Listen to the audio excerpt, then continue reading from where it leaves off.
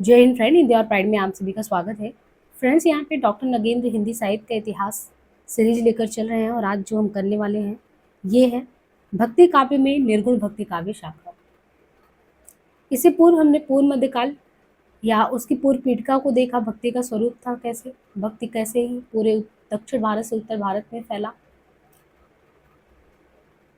अब जो है जिस तरीके से रामचंद्र शुक्ल जी ने भक्ति काल को पूरे निर्गुण निर्गुण शाखा में या सगुण शाखा में, या कह सकते हैं कि उन्होंने निर्गुण को प्रेमाश्रयी और जो है ज्ञानाश्रयी में बांटा था, और जो है इसी तरीके से राम भक्ति काव्य धारा को उन्होंने बांटा था कृष्णाश्रयी और रामाश्रयी शाखा में।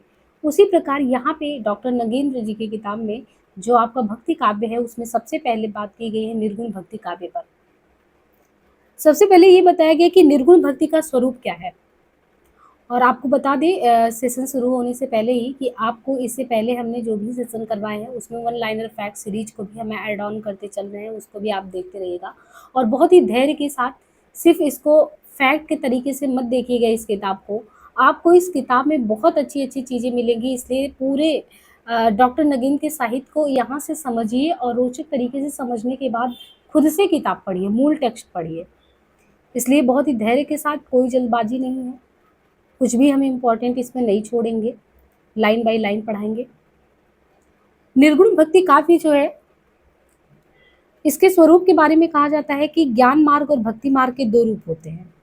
यानी रास्ता आपने पकड़ना है, भक्ति करना है, तो भक्ति मार्ग में भी आपने देखा था एक ज्ञानाश्रयी शाखा निकला था, और ज्ञानाश्रयी शाखा के साथ ही साथ आपने देखा था एक जो है प्रेमाश्रयी शाखा निकला। यानी या तो कबीर जी के ज्ञानाश्रयी शाखा से आप भक्ति भाव में जिस प्रभु को पाना चाहते हैं वो पा सकते हैं, यानी ज्ञान के माध्यम से, और एक स्वरूप उसका है प्रेम के माध्यम से भी पा सकते हैं। तो निर्गुण भक्ति का जो स्वरूप है उसका दो रास्ता, ज्ञान से भी पा सकते हैं, भक्ति मार्ग से भी पा सकते हैं। ज्ञान मार्ग प्रेमाश्रयी शाखा, ज्ञानाश्रयी शाखा हो गया, और भक्ति में आप राम के माध्यम से, कृष्ण के माध्यम से भक्ति भाव में डूब सकते हैं। कहते हैं कि ज्ञान मार्ग और भक्ति मार्ग के दो रूप हैं जो विरोधी नहीं है। यानी ये नहीं कि कोई व्यक्ति ज्ञानी हो गया तो भक्ति नहीं कर रहा है, विरोधी ना होकर ये परस्पर एक दूसरे से जुड़े हैं। अब यहाँ पे सबसे बड़ी बात ये कही गई है कि ज्ञान की अनुभूति ही भक्ति है। आप अपने जीवन काल में जो भी चीज़ें पढ़ रहे हैं, अगर पढ़ के उसको अनुभव कर पा रहे हैं और अनुभव करके अपने व्यक्तित्व में उतार पा रहे हैं, तो सच पूछिए यही भक्ति है। ज्ञान मार्ग पर चलने वाले आचार्यों ने भी क्या बताया है, जो ज्ञान के रास्ते पे चलने वाले, कबीर जी खुद कहते हैं कि भले ही आपने किताबी ज्ञान, आप किताबी ज्ञान की कीड़े नहीं हो, लेकिन जो चीज़ें आपकी परिस्थिति पर आसपास चीज़ें हो रही हैं और उसमें आपका संवेदना मिला हुआ है और आप उसको अनुभव कर पा रहे हैं, और उसको अनुभव करके उसी संवेदनशीलता के साथ अपनी जीवन पद्धति में उतार पा रहे हैं, तो यही तो भक्ति है, यही तो रियल भक्ति है। तो ज्ञान मार्ग पर चलने वाले आचार्य ने भी कहा है कि ज्ञान के अनुभूति पक्ष, देखिए यहाँ पे सबसे बड़ी बात जो है ना, आपको ये नहीं छोड़ना है कि हर एक जगह पे सिर्फ ज्ञान की बात नहीं की गई है, ज्ञान के अनुभूति पक्ष पर बात की गई है, यानी जिसको हम कहते हैं प्रैक्टिकल अप्रोच, उस पर बात की गई है। बिना अनुभूति का ज्ञान मात्र वाक्य ज्ञान है। अगर आपने किताब पूरा पढ़ लिया और उसको अप्लाई नहीं किया, यानी बिना आपके प्रैक्टिकल, थ्योरी एस्पेक्ट तो पढ़ लिया, प्रैक्टिकल नहीं किया, तो उसके बिना वो जो आपका ज्ञान है वो एक कह सकते हैं कि शब्दस्ता है, जो है आपको पास कराने का ज्ञान हो सकता है, लेकिन आपके जीवन को आगे ले जाने का वो ज्ञान नहीं हो सकता। इसलिए ज्ञान मार्ग हो भक्ति मार्ग, दो भक्ति के रूप हैं, विरोधी नहीं है, दोनों जुड़े हैं। ज्ञान की अनुभूति ही भक्ति है, और ज्ञान मार्ग पर चलने वाले आचार्यों ने भी ज्ञान की अनुभूति पक्ष पर बल दिया है। बिना अनुभूति के ज्ञान मात्र वाक्य ज्ञान है, जिससे कुछ भी नहीं सिद्ध होता। भक्ति को विद्या माया मानने वाले तथा ज्ञान मार्ग को एक ही सच्ची साधना के रूप में स्वीकार करने वाले आचार्य शंकर ने, उन्होंने भी ज्ञान के अनुभूति पक्ष पर बल दिया है। ज्ञान के अनुभूति पक्ष पर अहम ब्रह्मास्मि का ज्ञान मात्र तो निष्फल ही रहता है। सिद्धि तो तब होती है जब ये ज्ञान अनुभव में परिवर्तित हो जाता है। अब यहाँ पे देखिए इन्होंने कहा है कि अहम ब्रह्मास्मि का ज्ञान मात्र तो निष्फल ही रहता है, और जब ये ज्ञान अनुभव में परिवर्तित हो जाता है तो इनको कहते हैं अनुभवा वशानुतोत ब्रह्मा ज्ञानाश्रय। आचार्य शंकर का ये स्पष्ट मत है कि जब तक ज्ञान का अनुभव है, बात वही कह रहे हैं, यानी आचार्य शंकर भी वही बात कह रहे हैं कि जब तक हम ज्ञान का अनुभव में अवसान न कर लें तब तक वो ज्ञान क्या होता है, निस्सार है। ज्ञान मार्ग में भी अनुभूत की इस स्वीकृति के आलोक में निर्गुण भक्ति के स्वरूप पर विचार किया जाए तो उसका संतुलित विवेचन और मूल्यांकन आसानी से हो सकता है। अवतारवाद को स्वीकार कर लेने, अब अवतारवाद यानी आप मूर्ति पूजा के माध्यम से ये कहते हैं कि साकार रूप में आपको प्रभु के दर्शन हो जाते हैं, तो यहाँ पे कहा गया है कि अवतारवाद को स्वीकार कर लेने के फलस्वरूप सगुण भक्ति को एक साकार आलम्बन मिल गया।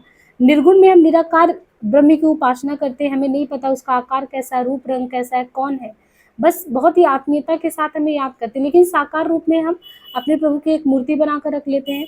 तो कहते हैं कि अवतारवाद को स्वीकार कर लेने के फलस्वरूप जो सगुण भक्ति है उसको एक साकार आलम्बन मिल जाता है, जिसके कारण उसे सामान्य अशिक्षित व्यक्ति भी समझ सकता है।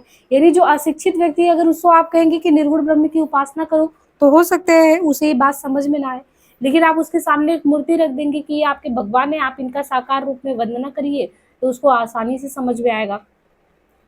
तो निर्गुण भक्ति का आलम्बन क्या है? निराकार है, फलस्वरूप वो जनसाधारण के लिए ग्राह्य नहीं हो सकता। निर्गुण निराकार भक्ति वो सबके लिए ग्राह्य नहीं है, सबके समझ से वो परे है। यहाँ पे एक पंक्ति में ये कहा गया कि सामाजिक उपयोगिता की दृष्टि से देखें तो सगुण भक्ति निर्गुण भक्ति की अपेक्षा कहीं ज्यादा महत्वपूर्ण है, क्योंकि सगुण भक्ति में ईश्वर के आराधना जो करने की बात है वो लोगों को आराम से समझ में आ जाता है।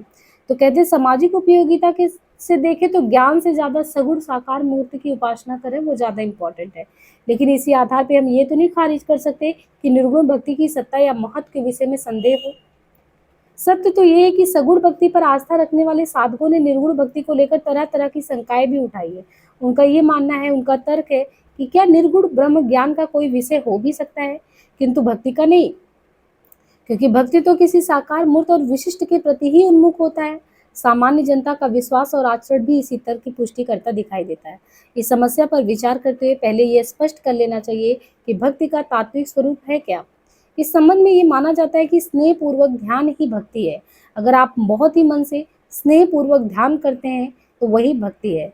प्रश्न ये है कि यदि स्नेह पूर्वक ध्यान ही भक्ति है तो फिर निर्गुण की भक्ति या स्नेह पूर्वक ध्यान क्यों नहीं किया जा सकता। सामान्य रूप से ये माना जाता है कि निर्गुण ब्रह्म का संबंध ज्ञान मार्ग के साथ है और जो सगुण ब्रह्म है उनका भक्ति के साथ है। इसलिए जब कोई कभी भी निर्गुण ब्रह्म की बात करता है तो श्रोता का ध्यान नैसर्गिक रूप से ज्ञान मार्ग की ओर चला जाता है, वो भक्ति मार्ग की ओर नहीं। और इस प्रकार सगुण ब्रह्म का उल्लेख करते ही भक्ति मार्ग अपनी समग्र पूजा विधि के साथ आ जाता है। जब भी आप देखिए पूजा वगैरह की बात किसी से की जाए, मतलब कि ईश्वर की कल्पना की बात की, ईश्वर में एक साधक को साधना लगाना है तो उसको यही समझ में आएगा कि पूजा पाठ विधि विधान से कर ले हो जाएगा। उसे ये समझ में नहीं आएगा कोई ऐसी भी सत्ता है जिसको हम बस याद करें, बिना भक्ति और पूजा के भी वो चीजें हो सकती है। सामान्य लोगों को लगेगा कि मंदिरों में जाना, भगवान पर दीप अर्घ चढ़ाना, मूर्ति की सेवा करना, आरती उतारना यही तो पूजा है, यही तो भक्ति है। लेकिन कबीर और तुलसी विनय पत्रिका में इस बात को बहुत ही अच्छे से स्पष्ट करते हैं कि भक्तों की दृष्टि में सगुण भक्ति और निर्गुण भक्ति में कितनी समानता है।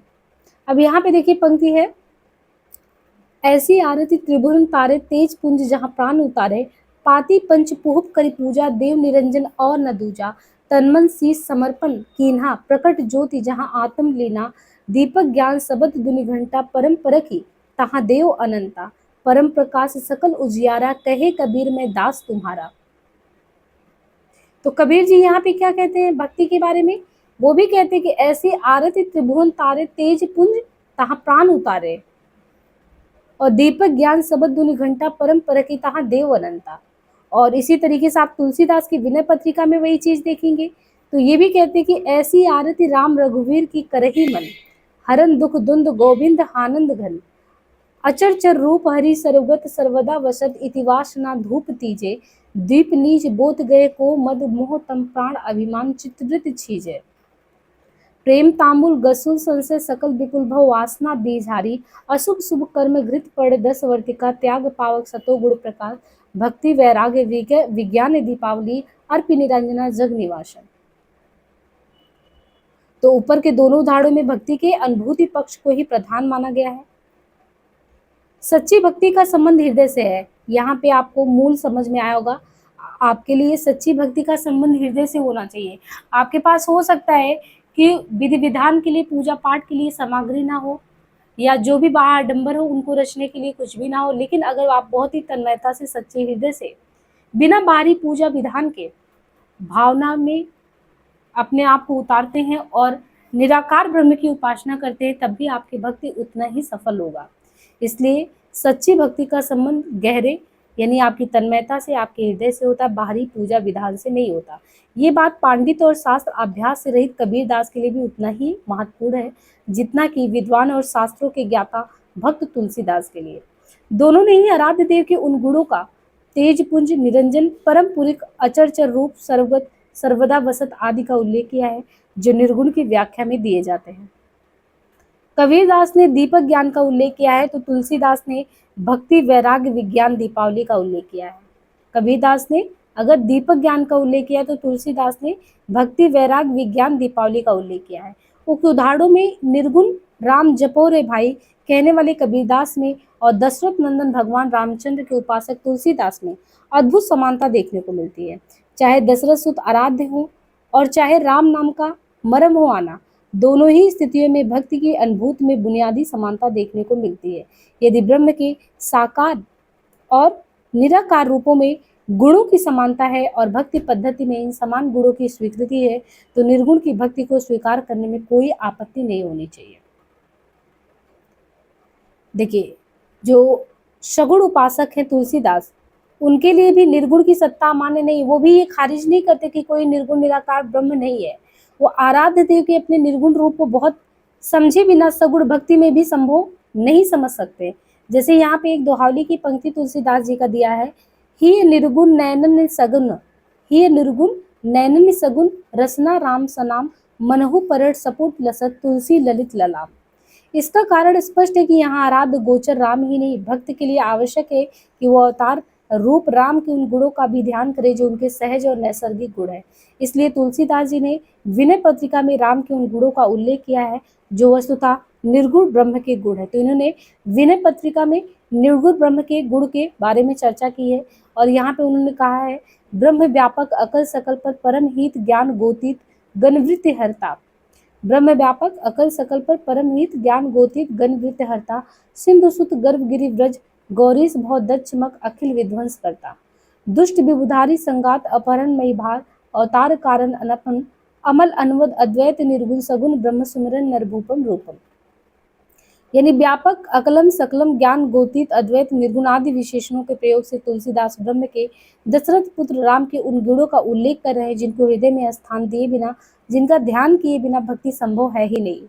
जिस प्रकार सगुण भक्ति के लिए निर्गुण की स्वीकृति जरूरी है, उसी प्रकार निर्गुण भक्ति के लिए भी सगुण की आंशिक स्वीकृति अनिवार्य है।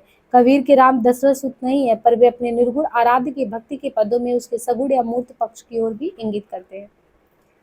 कहते हैं कि निर्गुण राम जपो रे भाई, अभिगत की गति लखी न जाई, चारि वेद जाके समत परानु, नौ पयक्रम परम न जानम, शेष नाग जाके गरुण समानम, चरणम कौलम कौलम नहीं जानम, कहे कबीर जाके भेदो नहीं, निर्जन बैठे हरि को छाही। यहाँ पे शेषनाग गरुड़ कमला आदि के उल्लेख में कबीरदास सगुण रूप के प्रसंगों की ओर संकेत करते हुए प्रतीत होता है। सगुण भक्ति में निर्गुण ब्रह्म के विशेषणों अद्वैत अगल ज्ञानातीत आदि का उल्लेख और निर्गुण भक्ति में शेषनाग गरुड़ यानी इन सब का भी उल्लेख करना अगर देखें तो यह आकस्मिक नहीं है। जिस प्रकार भक्ति या राग के मार्ग पर चलने के लिए सत्य ज्ञान का महत्व है, उसी प्रकार अगर ज्ञान के रास्ते पे चल रहे हैं तो राग या आराध्य से तादात्म्य की अनुभूति जरूरी है। तो दो चीजें हुई, अगर आप भक्ति या राग के मार्ग पर चल रहे हैं तो सत्य ज्ञान, मूलतः सत्य क्या वो जानना जरूरी है। उसी प्रकार अब ज्ञान के रास्ते पे चल रहे हैं तो राग या आराध्य से तादात्म्य की अनुभूति जरूरी है। दोनों ही रास्ते परस्पर घनिष्ठ रूप से एक दूसरे से जुड़े हैं। महामहोपाध्याय गोपीनाथ कविराज के शब्दों में, यदि यहाँ पे दिया है महामहोपाध्याय गोपीनाथ कविराज के शब्दों में, राग मार्ग में वैराग्य ज्ञान प्रवृत्ति संप्रदाय भगवत विषयक राग से सदैव यथासंभव उत्पन्न होती रहती हैं। इस अंश में भक्ति के राग तथा वैराग्य मार्ग में कोई तात्विक अंतर नहीं है। वैष्णव के भीतर सब भक्त रसिक या रागमार्गी नहीं है। शैव भक्तों में भी इस प्रकार का भेद लक्षित होता है। शैव साधना में ज्ञान का प्राधान्य रहने पर भी भक्ति को ऊंचा स्थान दिया गया है। निर्गुण भक्ति की मान्यता के बारे में जो संदेह व्यक्त किया जाता है उसका प्रधान कारण है मध्यकालीन साधना का एकांगी या एक पक्षीय विवेचन।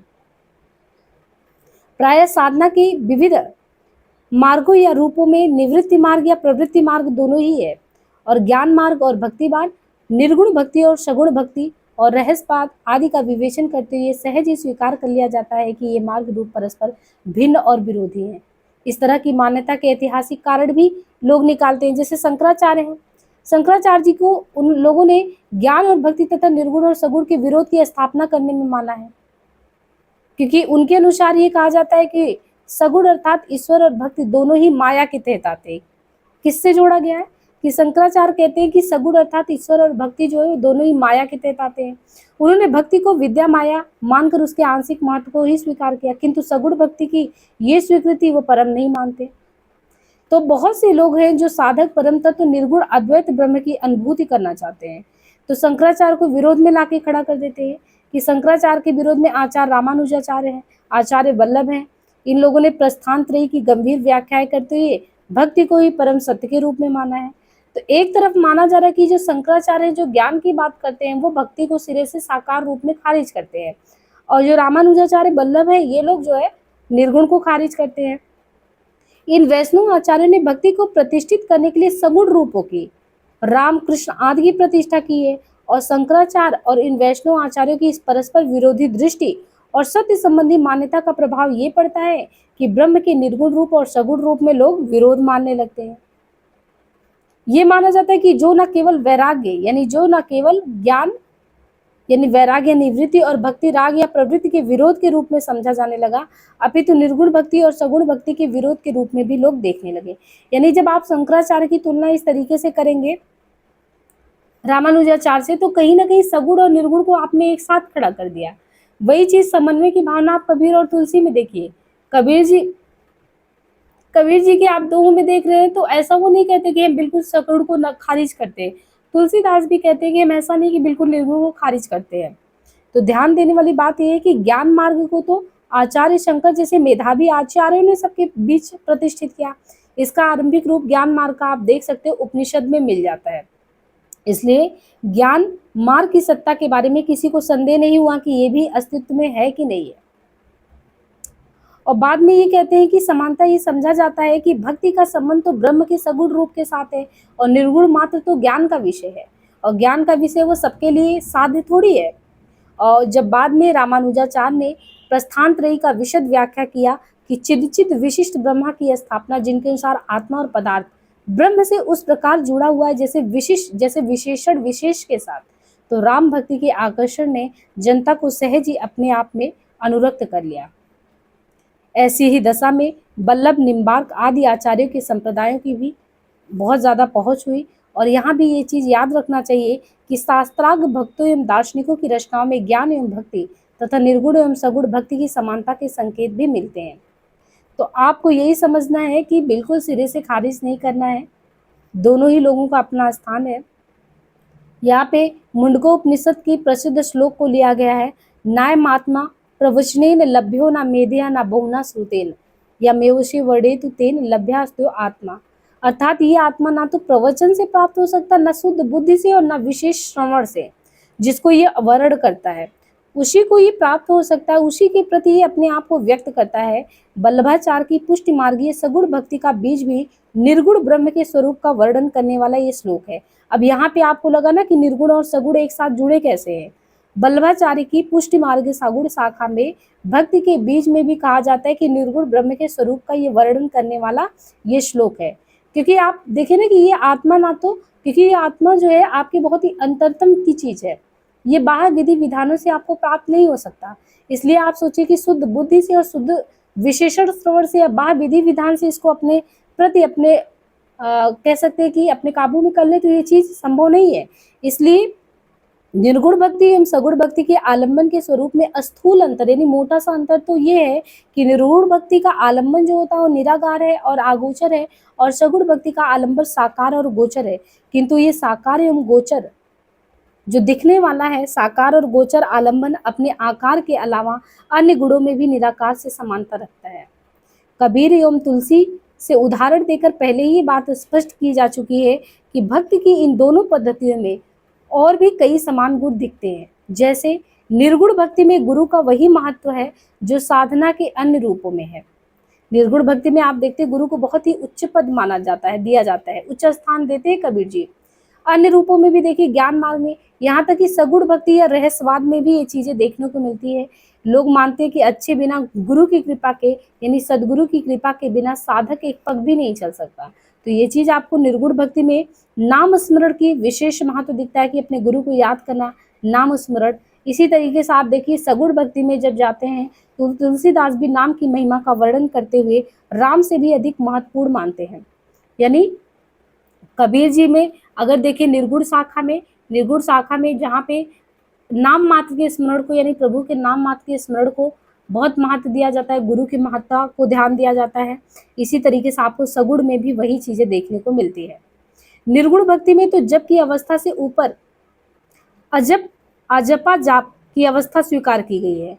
यानी यहाँ पे देखिए सगुण भक्ति तुलसीदास के नाम की महिमा की बात बताया गया और फिर कहते हैं कि निर्गुण भक्ति में तो जप की अवस्था से ऊपर यानी जप तप करो न करो लेकिन अजपा जाप बिना जपे ही जाप हो जाए उसकी बात की जाती है। इतनी परम सिद्धि की बात की जाती है जिसमें सिद्ध पुरुष अनहद शब्द के समान बिना किसी प्रयास के निरंतर नाम स्मरण करते रहते हैं।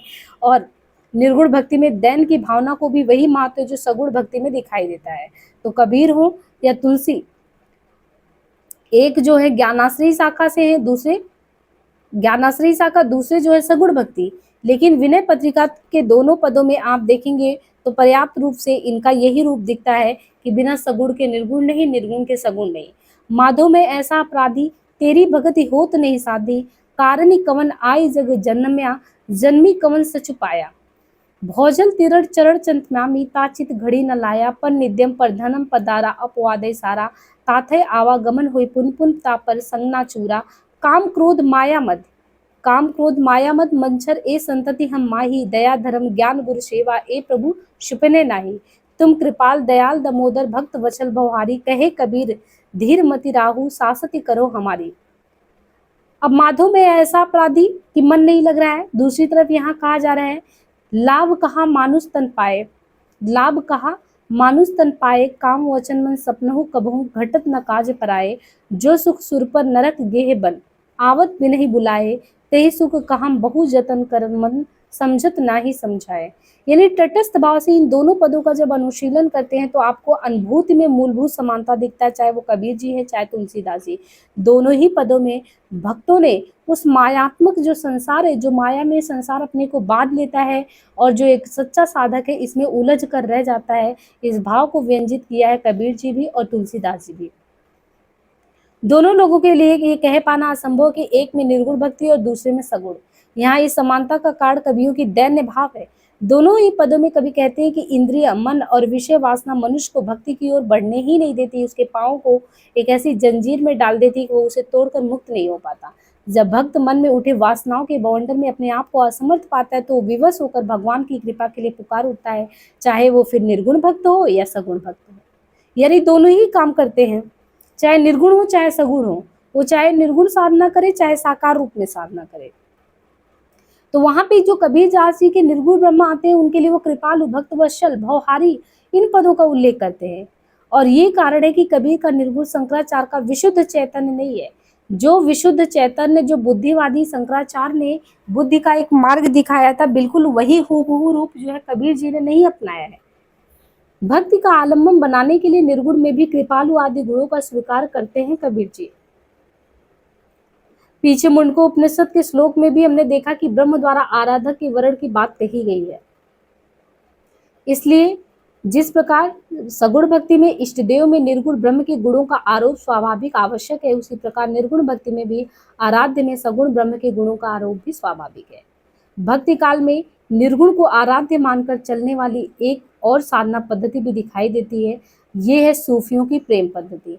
अभी तक तो हम निर्गुण के ज्ञानाश्रयी शाखा के पक्ष पे बात कर रहे थे, पर भक्ति काल में ही निर्गुण को आराध्य मानकर, यानी एक ऐसे प्रभु हैं जिनका कोई आप कह सकते हैं कि रूप रंग नहीं है लेकिन फिर भी लोग उनको मानते हैं। तो भक्ति काल में निर्गुण को आराध्य मानकर एक चलने वाली शाखा जो कबीर जी की है, जिसको ज्ञानाश्रयी शाखा कहते हैं, उसके अलावा भी एक साधना पद्धति और चली जो अपने भक्त भाव को प्रकट करने के लिए प्रेम का रास्ता अख्तियार करती है, जिसको हम कहते हैं सूफियों का प्रेम पद्धति।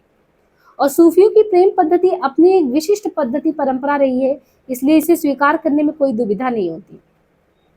इस बात को लेकर तो जरूर विवाद है कि रहस्यवाद भारतीय मत है या भारत में उसका प्रादुर्भाव हुआ या जायसी जैसे मुसलमान रहस्यवादी कवियों की रचनाओं से हुआ।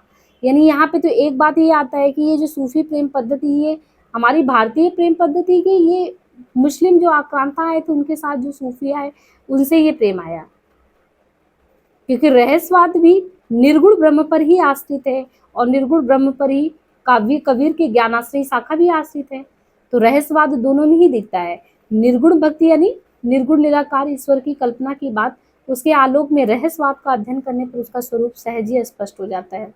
यहाँ ये कहा जाता है कि जब निर्गुण भक्ति में, अब जैसे आपने एक कोई बाहर विधि विधान से पूजा नहीं किया, आपने बहुत ही मन से अपने प्रभु को याद किया और उसमें याद करने में प्रेम भी मिला हो, तो ये समझिए कि आपने निर्गुण शाखा में ज्ञान और प्रेम, जहाँ पे ज्ञान मिल गया प्रेम मिल गया, वही तो भक्ति भाव है। यथार्थ में ज्ञान भाव तो वही है। तो इसलिए कहा जाता है कि जब निर्गुण की भक्ति में माधुर्य भी मिल जाता है तब रहस्यवाद का उदय होता है। रहस्यवाद माधुर्य भाव की निर्गुण भक्ति ही है, लेकिन रहस्यवाद का निर्गुण ब्रह्म भक्ति के निर्गुण ब्रह्म की अपेक्षा कम सूक्ष्म है। काव्य के धरातल पर माधुर्य भाव की अभिव्यक्ति करने के लिए यहाँ पे नायक और नायिका के रूप में साधक और साध्य की परिकल्पना करना अनिवार्य हो जाता है। यहाँ ये ध्यान देने की बात है कि जैसे इस जगत में आप देखते हैं कि नर और नारी है, इसीलिए जब प्रभु से मिलने के लिए एक आकार ग्रहण करते हैं तो अपने प्रभु को नारी के रूप में मान लेते हैं, स्त्री के रूप में, और अपने को पुरुष के रूप में। तो रहस्यवाद और सगुण भक्ति में मूलभूत अंतर है कि सगुण भक्ति का आलम्बन राम या कृष्ण होते हैं, एक अक्षर और निर्दिष्ट आलम्बन होते हैं जिनकी आराधना के लिए उनकी प्रतिमा का निर्माण कर लिया जाता है। लेकिन वही चीज आप जब आएंगे रहस्यवाद में, प्रेमाश्रयी शाखा में, तो यहाँ पे प्रतीक के रूप में राम या कृष्ण की मूर्ति को नहीं रखा जाता, बल्कि प्रतीक के रूप में नर और नारी का रूप सर्वत और सर्वदा एक ही नहीं रहता, उसी को आधार बना लिया जाता है। यहाँ पे जैसे इस जगत में जितने भी आत्मा है वो परमात्मा के अंश है, ऐसा मान के भक्ति भाव करते हैं। तो यहाँ पे भावना किसी भी नर और नारी के रूप में की जाती है। जैसे कबीर है, इन्होंने अपने इष्ट को, आराध्य को रहासनुभूति के तहत एक सामान्य दुल्हन के माध्यम से व्यक्त किया है कि इनके इष्ट जो इनके प्रभु एक दुल्हन है, और ये स्वयं कबीर जो है उनके एक अंश दूल्हा है, और दुल्हन में दूल्हा को मिलना है, इसलिए वो कहते हैं कि दुल्हन गाहु मंगल चार, यानी अपने इष्ट देव को कहते हैं कि दुल्हन गाओ मंगल चार। और जायसी आदि रहस्यवादी कवियों ने विशिष्ट नायक नायिका के माध्यम से वही भक्ति भाव को दिखाया है। तो इनके यहाँ पे प्रेम पद्धति में ये लोग नर नारी को मानते हैं, उसी को आधार मान के अपनी भावाभिव्यक्ति करते हैं। सूफी जो साधना पद्धति है उसमें भी गुरु का वही महत्व है जो साधना की अन्य पद्धतियों में है। तो मतलब सूफी में भी गुरु का वही महत्व है, जैसे आपने निर्गुण में ज्ञानाश्रयी में देखा कबीर जी महत्व देते हैं। ये लोग भी सांसारिक प्रपंच से ऊपर उठकर अलौकिक सत्ता की प्राप्ति के लिए साधना करते हैं। ये सांसारिक मोह माया में नहीं फंसते, बल्कि अलौकिक सत्ता की प्राप्ति की साधना करते हैं। इस साधना के विघ्न भी संतों एवं भक्तों के चिर परिचित शत्रु काम क्रोध आदि जिन पर विजय पाए बिना साधक सिद्धि प्राप्त नहीं कर सकता। पद्मावत में जायसी ने, पद्मावत आपने पढ़ी होगी, उसमें आपने देखा होगा कि जायसी ने हीरामन तोते को गुरु के रूप में संकेत दिया है। हीरामन तोता क्या है? एक गुरु है, गुरु का संकेत किया है। और रतन सेन द्वारा राज्य पत्नी आदि का त्याग करके कैसे हीरामन तोता जो गुरु रास्ता दिखाता है, और पद्मावत को, क्योंकि यहाँ पे पद्मावत जो नायिका है उनको परमात्मा का रूप माना है, तो गुरु कैसे रास्ता देखता है कि रतन सेन को कैसे परमात्मा से, यानी हृदय को बुद्धि से नहीं बल्कि परमात्मा से कैसे जाके मिलना है। तो एक विराट प्रेम की साधना यहाँ पे देखने को मिलता है। और हिंदी में तसव्वुफ से प्रभावित प्रेमाख्यानक की परंपरा दिखाई देती है, किंतु बाद में उर्दू शायरी में जहाँ रहस्यवाद इश्क हकीकी को गजल में पेश किया गया है, वहाँ आराध्य का संकेत किसी विशिष्ट व्यक्तित्व से संपन्न नायिका के रूप में नहीं मिलता। हम लोग जिसको आत्मा और परमात्मा कहते हैं ना, वही आप जब देखेंगे यहाँ पे सूफी प्रेम में, तो इश्क हकीकी का मतलब है लौकिक प्रेम जो आपको इस जगत में देखने को मिल रहा है। और इश्क हकीकी से नहीं, हाँ, इश्क हकीकी को गजल में दिया नहीं, तो यहाँ पे आपको ये देखना है कि कंफ्यूजन हो गया। इश्क मिजाजी यानी जो इस समझ सरासर में आपको देखने को मिल रहा है, और इश्क हकीकी मतलब उस ईश्वर की प्राप्ति, इस प्रेम के चरम सीमा तक पहुंचना होता है। तो इन गजलों में जो शायर होते हैं वो प्रत्यक्ष रूप से अपने मासूम के प्रति प्रेम की पीड़ा को व्यक्त करते हैं। ये पद्धति कबीर में भी देखने को मिलता है और आधुनिक युग में आप ये चीज़ महादेवी वर्मा के रहस्यवाद में भी एक अनाम अरूप प्रिय को ही आलम्बन मानकर कैसे वो बहुत बड़ी-बड़ी कविताएँ और कविताओं में उनकी भावना नज़र आती है, वो कुछ इन्हीं पद्धतियों के अनुरूप आगे चलकर हमारे सामने आता है। तो इससे आपको ये कन्फर्म हो गया कि ज्ञान मार्गी निर्गुण भक्ति की अपेक्षा रहस्यवाद की अभिव्यक्ति ज़्यादा स्थूल है, क्योंकि वो स्थूल गोचर विशिष्ट प्रतीकों के माध्यम से होता है। इस दृश्य से तसव्वुफ की स्थिति निर्गुण भक्ति और सगुण भक्ति की मध्यवर्ती कड़ी है। अब कबीर आदि संत कवियों और जायसी आदि सूफी कवियों को निर्गुण भक्ति धारा में स्वीकार करने के दो कारण माने जाते हैं। पहला कारण है कि ये लोग इष्ट देव की अगोचर अक्षर और सर्वशक्तिमान सत्ता, ये मानते हैं कि हमारे ईश्वर सभी जगह है। अक्षर यानी वो क्षरण खोने वाले नहीं, अगोचर जो हमको दिख नहीं रहे हैं। तो ये दोनों ही, चाहे वो जायसी हो चाहे कबीर हो, भले ही कबीर जी ज्ञान मार्ग से चलते हैं और वही चीज जायसी जो प्रेम मार्ग से प्राप्त करते हैं, लेकिन दोनों ही लोगों के इष्ट देव जो है अगोचर है, अक्षर है, सर्वशक्तिमान सत्ता के रूप में है। दूसरा, ये लोग इष्ट देव की किसी गोचर विशिष्ट और अक्षर रूप की स्वीकृति का भाव मानते हैं। तो निर्गुण भक्ति और रहस्यवादी प्रेम पद्धति की सीमा भी वही है जो ज्ञान मार्ग की है, इसलिए निर्गुण को ही आराध्य के रूप में ये दोनों ही लोग मानते हैं। और दोनों ही पद्धतियों में जब सगुण भक्ति या प्रेम को आलम्बन के रूप में ग्रहण किया जा सकता है, तो फिर निर्गुण की ओर आकर्षित होने की संभावना भी सीमित हो जाती है। यहाँ पे आपको जो है निर्गुण भक्ति शाखा को बहुत अच्छे से समझा दिया गया है कि निर्गुण भक्ति शाखा और सगुण भक्ति शाखा में हम दोनों को अलग करके नहीं देख सकते, ना ही शंकराचार्य को और वही रामानुजाचार्य को अलग करके देख सकते हैं। परस्पर आपने देखा विनय पत्रिका की पंक्तियों के माध्यम से ये दिखाया गया कि दोनों में तारतम्य है, बिना एक के दूजे नहीं है। और निर्गुण शाखा में ही आप देखते हैं कि निर्गुण भक्ति भाव से जैसे कबीर ज्ञान और बुद्धि से आगे बढ़ते हैं, उसी में प्रेम भाव मिला दिया तो भक्ति का योग हो जाता है। इसलिए अभी तक जो हमने समझा वो पूर्ण रूप से यही समझा कि निर्गुण शाखा का अर्थ होता क्या है, निर्गुण शाखा में कौन आते हैं, निर्गुण के इष्ट देव कौन है, निर्गुण सगुण से एक दूसरे से जुड़ा कैसे है, ये सभी हमने समझा। अब जो मूल रूप से हमें समझना है यहाँ पे वो संत काव्य। संत काव्य है क्या, फिर संत काव्य में कौन कौन से कवि हैं उनके बारे में पढ़ेंगे, संत काव्य की प्रवृत्तियां पढ़ेंगे। इस तरह ये संत काव्य वाला जो टॉपिक है आपका समाप्त होगा। अब संत काव्य के बारे में ये बताएगी कि संत काव्य धारा के दार्शनिक सांस्कृतिक आधार तो बहुत है। इनमें से प्रमुख रूप में आप देखेंगे उपनिषद, शंकराचार्य का अद्वैत दर्शन। तो संत काव्य जो मिलकर बना है ना, उसमें उपनिषद भी है, शंकराचार्य का अद्वैत दर्शन है, नाथ पंथ है, इस्लाम धर्म है, सूफी दर्शन है। उपनिषद, शंकराचार्य के अद्वैत, नाथ पंथ, इस्लाम, सूफी, इन सब से मिलकर आपका संत काव्य बनता है। और संतों के चिंतन, जीवन दर्शन और काव्यधारा पर उपनिषदों का बहुत ज्यादा प्रभाव पड़ा है। उपनिषद में प्रतिपादित ब्रह्म क्या है, जीव क्या है, जगत क्या है, माया है, इन सभी विचारधारा के साथ ही ब्रह्म के स्वरूप वर्णन से ये जुड़ा हुआ उपमान और अप्रस्तुत योजना को संत कवियों द्वारा प्राय उसी रूप में ग्रहण कर लिया गया है। और उपनिषदों के अनंतर संत काव्यधारा और संत दर्शन का मुख्य आधार क्या है, शंकर का अद्वैत दर्शन। संतों की विवर्त भावना, प्रतिबिंब भावना, प्रणव भावना, साधना पक्ष और भक्ति पद्धति पर आचार्य शंकर की विचारधारा का व्यापक प्रभाव। आचार्य शंकर और निर्गुण संत कवि दोनों ही इस विषय में एकमत है कि जीव जो है विशुद्ध ब्रह्म तत्व है। जीव क्या है, कौन कौन मानता है, आचार्य शंकर और निर्गुण संत कवि ये दोनों ही मानते हैं कि जो जीव है यानी ये जो परमात्मा के सब अंश हैं वो विशुद्ध रूप से ब्रह्म का तत्व यानी हम सब लोग हैं जो परमात्मा के एक अंश हैं, ये मानता है आचार्य शंकर और निर्गुण मत दोनों ही। और वो कहते हैं कि माया जो है, ये जो हमें संसार में माया दिख रहा है, माया एक तरीके से अंधकार की उपाधि है। आपको सच्चाई नहीं पता इसलिए आपकी आंखों पे पट्टी बंधी है। संतों ने क्या किया है, आत्मा की सर्वरूपता, सर्वात्म भावना और सर्वशक्तिमत्ता को प्रतिपादित किया कि आत्मा ही सर्वरूप में है। ज्ञान की पट्टी, अंधकार की पट्टी आपको हटाना है। ये भावनाएं भी शंकर सिद्धांत के अनुकूल है। संत परंपरा में आत्मा की अखंडता की, आत्मा कभी नष्ट नहीं होने वाला है, एक रसता, एक ही रस रहेगा, अद्वैत रूपता, कोई दूसरा नहीं हुआ, अकथनीयता, आप उसको कुछ कह भी नहीं सकते, ये सब शंकर सिद्धांत के अनुरूप है। शंकर यही मानते हैं, शंकराचार्य जी। और संत काव्य और संत दर्शन पर नाथ पंथ का भी बहुत प्रभाव देखने को मिलता है। नाथ पंथ आपने अभ्रंश साहित्य, सिद्ध साहित्य जो देखा था आदिकाल में, तो कहते हैं कि संत दर्शन पे नाथ पंथ में क्या था कि अपने ईश्वर को प्राप्ति करने के लिए वो हठ योग करते थे। तो कहते हैं इनके हठ योग का भी प्रभाव यहाँ देखने को मिलता है। नाथपंथी कवियों विचारकों के शून्यवाद, उनके द्वारा गुरु की प्रतिष्ठा और सृष्टि क्रम आत्मा, जीव आदि के विषय में जो उनकी मान्यता थी, वो बहुत कुछ यहाँ भी देखने को मिलती है।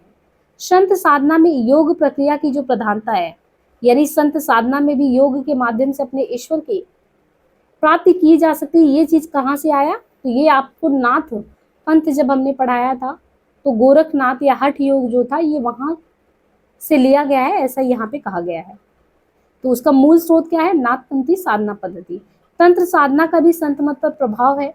यद्यपि कबीरदास ने स्पष्ट कहा है कि तंत्र न जानू, मंत्र न जानू, जानू सुंदर काया, तथापि कबीर के अनंतर उसकी परंपरा में अवतरित है। देखिए, कबीरदास जी कहते हैं कि हम मंत्र वगैरह नहीं जानते, तंत्र साधना, लेकिन फिर भी कहा जा रहा है कि तंत्र साधना का प्रभाव हमको संत काव्य में दिखता है। तो संत काव्य में जो जो भी जिसका प्रभाव दिखता है, उसके बारे में आगे उल्लेख किया गया है। अब एक बात आपने देखा था कि मध्यकाल में हमने कहा था कैसे ही इस्लाम की संस्कृति जो है यहाँ पे अपना जड़ जमा लेती है और जो हिंदू संस्कृति है उसको उखाड़ फेंक दिया जाता है। तो इस्लाम के संपर्क और प्रभाव के कारण जो संत थे यहाँ, उनकी विचारधारा भी अब एकेश्वरवाद से प्रभावित हुई। यानी हम पहले बहुदेव उपासना के तहत अगर बहुत सारे देवताओं, देवी देवताओं की पूजा करते थे, तो कहते हैं कि इस्लाम में क्योंकि एक ही ईश्वर को मानते हैं, अल्लाह को, तो उनकी विचारधारा संतों पर भी पड़ा। कहते हैं कि इस्लाम की देन निश्चेतात्मक अधिक रही और विधेयात्मक कम। यानी मूर्ति पूजा, अवतारवाद का जो बहिष्कार का मूल आधार है वो इस्लाम धर्म है। यानी लोगों ने मूर्ति पूजा और अवतारवाद का अगर खंडन मंडन किया, उसके मूल में इस्लाम धर्म, लोग इस्लाम से प्रभावित हुए। इस्लाम ने सामाजिक असमानता को दूर करने की भी चेष्टा की कि समाज में कोई भी अमीर गरीब ना रहे, सब लोग एक समान रहे। सत्य ये है कि एकेश्वरवाद उस समय की सबसे बड़ी आवश्यकता थी। अतः कबीर प्रभृति जो संत थे, उन कवियों ने हिंदू मुसलमान दोनों को एक ईश्वर का संदेश सुनाया कि हमको एक ही ईश्वर मानना चाहिए। और इसका परिणाम ये हुआ कि जनता जो बहुत सारे देवी देवताओं के अभिशाप से ग्रस्त थी, वो छुटकारा मिल गया। कोई उस समय अलग देवता को मान रहा है, कोई अलग मान रहा है, सब इसी में उलझे हैं। लेकिन इस्लाम के संपर्क में आने से जब संत कवियों को यह एहसास हुआ कि एक ईश्वर, एक इष्ट की आराधना की बात की जाएगी, तो बहुत कुछ लोग एक ही जगह पे अपना मन लगा पाएंगे। और इसका परिणाम ये हुआ कि बहुत सारे देवताओं की या बाहाडंबरों से लोग जो है अपने आप को पीछे खींच लिए। इस संदर्भ में दार्शनिक सांस्कृतिक धरातल पर सूफी मत से प्राप्त प्रेरणा भी उल्लेखनीय है। कहीं ना कहीं जो हम इस्लाम के संपर्क में आने से एकेश्वरवाद की बात करते हैं, उसके केंद्र में है सूफी मत। संत काव्य में दाम्पत्य प्रतीक, यानी आपने देखा कबीर जी ने कैसे दुल्हन माना अपने प्रभु को और अपने को दूल्हे के रूप में, और एक आत्मा परमात्मा विलीन होनी चाहती है। उसी तरीके से जो दाम्पत्य प्रतीक की उपलब्धि आपको सूफी दर्शन के जो प्रभाव उसमें भी देखने को मिलेगा। सूफी मत ने भी संतों की विचारधारा को ही नहीं बल्कि अभिव्यंजना शैली को भी प्रभावित किया। इस संप्रदाय के तहत साधनात्मक और भावनात्मक आदर्श संत कवियों को निरंतर प्रभावित करता रहा। सूफी मत ने देशव्यापी धार्मिक कटुता को समाप्त कर प्रेम की बात की। प्रेम, सहिष्णुता, औदार्य, मधुरता, और ये काम ज्ञान मार्गी संतों के साहचर्य सहयोग से ही संभव हुआ। यानी ज्ञान मार्गी वाले प्रेम मार्गी शाखा से मिलकर आगे बढ़े और सूफी मत ने देशव्यापी धार्मिक कटुता को समाप्त किया, प्रेम फैलाया, और ज्ञान मार्गी संतों ने ज्ञान फैलाया। उस युग में ज्ञान मार्गी संत कवियों ने धार्मिक सांस्कृतिक क्षेत्र की जो रूढ़ियां थी, रूढ़ी में आपने देखा कि बहुत ही बाहर विधि विधान करते, चाहे लुट जाए लोग, तो बहुत सारी चीजें बाहर विधि विधान में करते जिससे वो खुद परेशान रहते। उन रूढ़ियों की ये लोग उपेक्षा किए, आलोचना की कि ये सब चीजें नहीं होनी चाहिए। उन्होंने निगम, आगम, पुराण आदि को महत्वहीन प्रमाणित किया। किंतु बौद्धों का जो दुखवाद है और बौद्ध के द्वारा जो दर्शन दिया गया, दुखवाद, शून्यवाद, व्रजयानियों का जो तांत्रिक साधना, सिद्धों की गुढ़ोक्तियां, इनके रूप में उलटवासियां, नाथ संप्रदाय की योग साधना, काव्य साधना, उसको किसी न किसी रूप में जो जरूरी था उसको संत काव्य में समाहित किया। और संत कवियों ने वैदिक साहित्य, वैदिक परंपरा और बाह्य आचारों की जो आलोचना शुरू से लेकर अंत की, वो सब बौद्ध धर्म का ही प्रभाव था। उन्हें जो लगा कि समाज में सही नहीं, उसकी उन लोगों ने घोर निंदा की। और निर्गुण भक्ति के मुख्य संस्थापक स्वामी रामानंद ने साधना एवं भक्ति के द्वार शूद्रों तथा निम्न वर्गों के लिए खोल दिया। देखिए, ये एक बहुत बड़ा क्रांतिकारी परिवर्तन था कि भक्ति के रास्ते सभी के लिए खोले नहीं जाते थे, और खासकर वो जो निम्न जाति के हों। अब यहाँ पे बहुत ही क्रांतिकारी परिवर्तन रामानंद जी ने किया था। इन्होंने साधना और भक्ति के द्वार जो निम्न कहे जाने वाले जाति थे, शूद्र या सबके लिए खोल दिए। अब जब सबके लिए भक्ति सुसाध्य हो गया, तो भक्ति के प्रेम तत्व में सब डूब गए। निर्गुण भक्ति जो था उसका मूल तत्व क्या था? निर्गुण सगुण से पूरे अनादि अनंत अनाम अजात ब्रह्म का नाम जप। संतों ने नाम जप को साधना का आधार माना। नाम समस्त संशय और बंधनों को अलग कर देता है। नाम ही भक्ति और मुक्ति का दाता है। निर्गुण भक्ति का द्वितीय मूल है मानसिक भक्ति। तो निर्गुण भक्ति के आधार में दो तत्व हैं। पहला क्या है कि नाम ही भक्ति और मुक्ति का दाता है।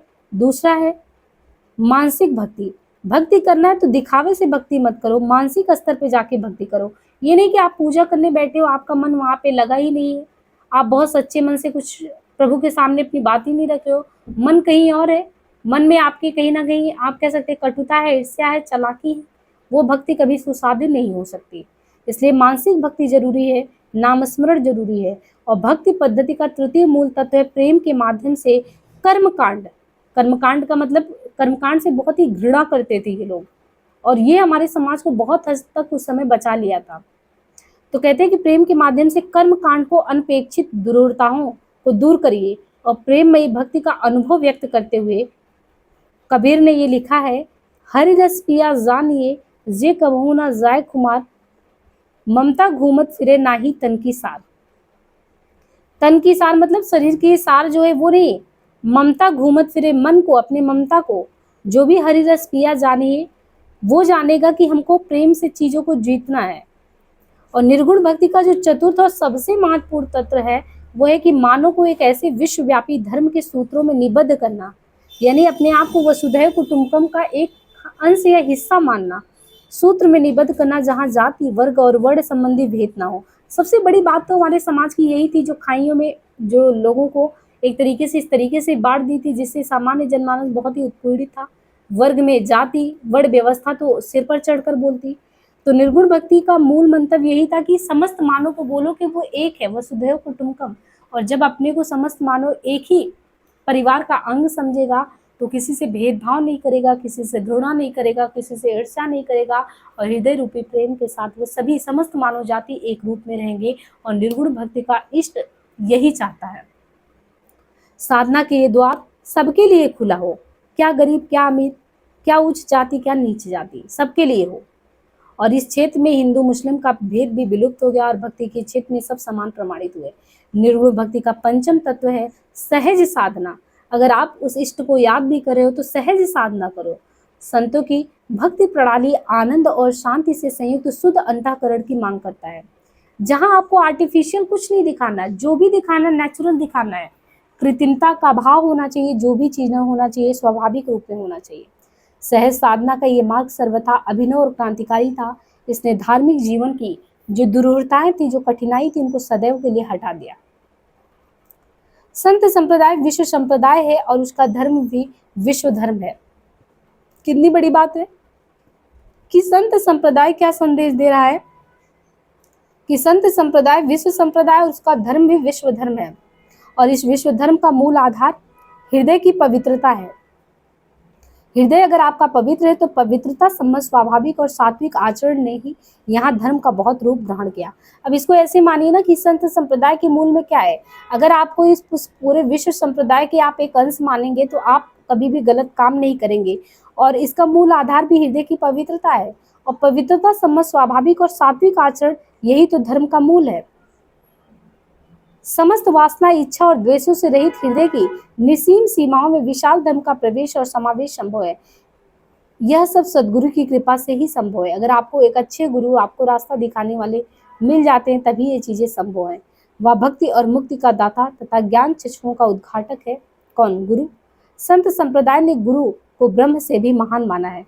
स्वयं कबीर ने कहा है, गुरु गोविंद दो खड़े काके लागू पाए, बलिहारी गुरु आपने जिन गोविंद दियो बताए। अब यहाँ पे उपलब्ध सामग्री साहित्य और असाहित्य का निर्णय दिया गया है। संत साहित्य भावात्मक एवं अनुभूति प्रवण है। संत साहित्य क्या है? भावात्मक है और अनुभूति प्रवण है। उसमें किसी शास्त्र अथवा सिद्धांत के प्रति आग्रह व्यक्त नहीं हुआ है। यानी संत साहित्य के केंद्र में क्या है? भावात्मकता, अनुभूति प्रवणता। उसमें किसी शास्त्र अथवा सिद्धांत का पालन नहीं लिखा गया है। ये बात साधना क्षेत्र और साहित्य जगत दोनों में ही समान रूप से लक्षित होता है। निर्गुण काव्यधारा के संत कवि समानता समाज के निम्न वर्गों में आविर्भावभूत हुए, यानी जो निर्गुण काव्यधारा में जो संत कवि आए, वो जिस समाज में उनका जन्म हुआ था, वे समानता निम्न वर्ग के समाज से आते थे, और रामानंद जी ने सबके लिए भक्ति भाव का द्वार खोल दिया। ये साधन विहीन वातावरण में उत्पन्न होते और साहित्य, भाषा, व्याकरण आदि के अनुशीलन से वंचित रहते हैं, इसलिए उनकी काव्य भाषा में आपको परिष्कार, परिमार्जन, परिनिष्ठता और साहित्यिकता नहीं दिखेगी। जैसे रामचंद्र शुक्ल ने संत कबीर को कहा कि वो भाषा की प्रौढ़ता नहीं है, तो ये लोग क्या श्रेष्ठ कवियों में आ सकते हैं। तो यहाँ पे देखिए, हर एक कवि के पीछे का परिवेश का भी बताया गया कि ये निम्न वर्ग में जन्म लिए, इनको उस तरीके से जो किताबी ज्ञान है वो उनको प्राप्त नहीं हुआ। वो तो सहज अनुभूति, प्रेम की बात करते हैं, और सहज अनुभूतियों के आधार पर वो विश्वव्यापी कल्याण की ओर अग्रसर हो उठते हैं। तो संतों का भाषा दर सहजता और सरलता की ओर उन्मुख है। उनका ध्यान न काव्य सौष्ठव की ओर गया, न भाषा के परिमार्जन। ये भाषा के परिमार्जन और सौष्ठव का ज्ञान तो उन्हीं लोगों को जाएगा ना जो बहुत बड़ी बड़ी पोथी बाचे हों, भले ही उनके अंदर अनुभूतिजन्य ज्ञान ना हो। संत कवियों का लक्ष्य क्या था? उनको काव्य रचना नहीं करना था। जैसे रीतिकाल के कवि में आपने देखा कि बड़े बड़े आपको काव्य ग्रंथ पढ़ के और कोई काव्य की परिपाटी देना है, काव्य शास्त्र की रचना करना नहीं। इनको संत कवियों का लक्ष्य कोई काव्य रचना का नहीं था। उनकी रचनाओं में तो जन जन के हित सबसे बड़ी बात जो एक काव्य का देन होता है कि लोगों के हित और उनके उद्बोधन की भावना को अपने आप में सन्निहित करना। इसलिए भावनाओं के स्पष्टीकरण के लिए उन्होंने प्रतीक, उपमान, रूपक इनकी योजना अवश्य की, पर यह संदेह नहीं है कि वो काव्य के आधार पर उनका काव्य सौष्ठव, छंद, अलंकार इन सबको ध्यान में रख के करते। उनके काव्य विन्यास में आपको साहित्यिकता देखने को नहीं मिलेगा, लेकिन एक बात यह भी है, उनकी भाषा का सहज, सरल और कृत्रिमता विहीन रूप उपलब्ध है जो कि कल्याणकारी है। संत कभी पर्यटनशील होते थे, वो घूमते थे, अतः उनकी भाषा में भी आपको अलग अलग जगह के प्रदेशों की शब्दावली देखने को मिलेगी। संतों की इस परंपरा में जिसका प्रवर्तन कबीर जी ने किया, सत्सा कभी आविर्भूत हुए, परंतु ना वे सब सच्चे अर्थों में कभी कहे जा सकते, ना उन सबका काव्य साहित्य क्षेत्र में उल्लेखनीय है। निर्गुण काव्यधारा में विशेषता जो कबीर हैं, दादू है, सुंदरदास है, हरिदास, निरंजनी है, इनके साखी एवं पदों में सशक्त अभिव्यंजना, गंभीर रहस्यात्मक उक्ति, प्रभावशाली प्रतीक योजना देखने को मिलता है। इनके काव्य में गंभीर अनुभूतियों का कलात्मक व्यंजना दुर्लभ नहीं है। तो एक चीज आपको यहाँ देखने को मिलेगा कि संत काव्यधारा का जो महत्व सामाजिक, धार्मिक, सांस्कृतिक एवं राजनीतिक दृष्टि है, वो साहित्यिक दृष्टि से नहीं है। साहित्य कि जो लौकिक सीमाएं तथा काव्य शास्त्र की बंधन है, भाषा वैज्ञानिक स्वीकृतियां है, उनमें इस काव्यधारा को नहीं बांधा जा सकता है। परंतु लोगों की सेवा की बात हो, परमार्थिक कल्याण की बात हो, अलौकिक और दार्शनिक जगत की झांकियों को प्रस्तुत करने वाले संत की बात हो, तो इनका महत्व सबसे ज्यादा है। अब यहाँ पे कुछ प्रवृत्तिगत विश्लेषण दिया गया है संत काव्य का, कि संत काव्य का वर्गीकरण दो दृष्टियों से संभावित है। एक तो शुद्ध दार्शनिक दृष्टि से और दूसरे संत कवियों द्वारा गृहीत साधना प्रणाली की दृष्टि से। कबीर, दादू, मलुकदास पूर्णतः अद्वैतवादी हैं, जबकि नानक भेदाभेदवादी हैं। कबीर तथा उनकी परंपरा में जो अद्वैतवादियों के अनुसार अद्वैत क्या मानता है?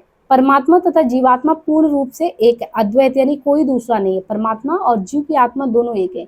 इसके विपरीत जो नानक हैं और उनके अनुयायी हैं, उनका मानना है कि परमात्मा और आत्मा में बड़े और छोटे का अंतर है। इस प्रकार इन संतों की विचारधारा उपनिषद के आधार पर सिद्धांतों से साम्य तो रखती है। संत कवियों के वर्गीकरण का दूसरा आधार है उनकी साधना प्रणाली। पहला तो ये हो गया कि उनका जो मतलब कि दार्शनिक दृष्टि से सिद्धांत क्या है। तो संत कवियों में गृहस्थ जो साधना प्रणाली, उसको हमने देखा कि कबीर जो है पूर्णतः अद्वैतवादी है, तो नानक भेदाभेदवादी है। दूसरा, इनकी साधना पद्धति की बात करें तो संत साधकों में एक वर्ग ऐसा है जो योग साधना से पूर्णतः प्रभावित है। वो हंस, इंगला, पिंगला, ये सुषमा, सुरति, ये सब मानता है। परंतु हठ योगी साधना का सूक्ष्मताओं का ज्ञान और अनुभव कबीरदास और सुंदरदास, हरिदास, निरंजनी को विशेष रूप से आकृष्ट करता है। उन्होंने सामान्य जनता के लिए सहज साधना का विधान किया तथा विशिष्ट साधकों को कुंडलिनी का रास्ता बताया।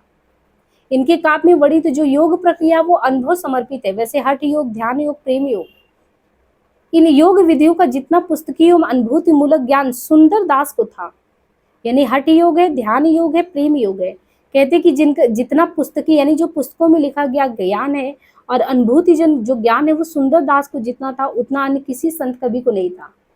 दादू को, नानक को, रैदास को जम्मनाथ है, सिंगा है, भीषण है, रज्जम है, बावरी साहब है, मलुकदास है, बाबा लाल है, इन सब की साधना पद्धति में योग तत्व की प्रधानता नहीं है।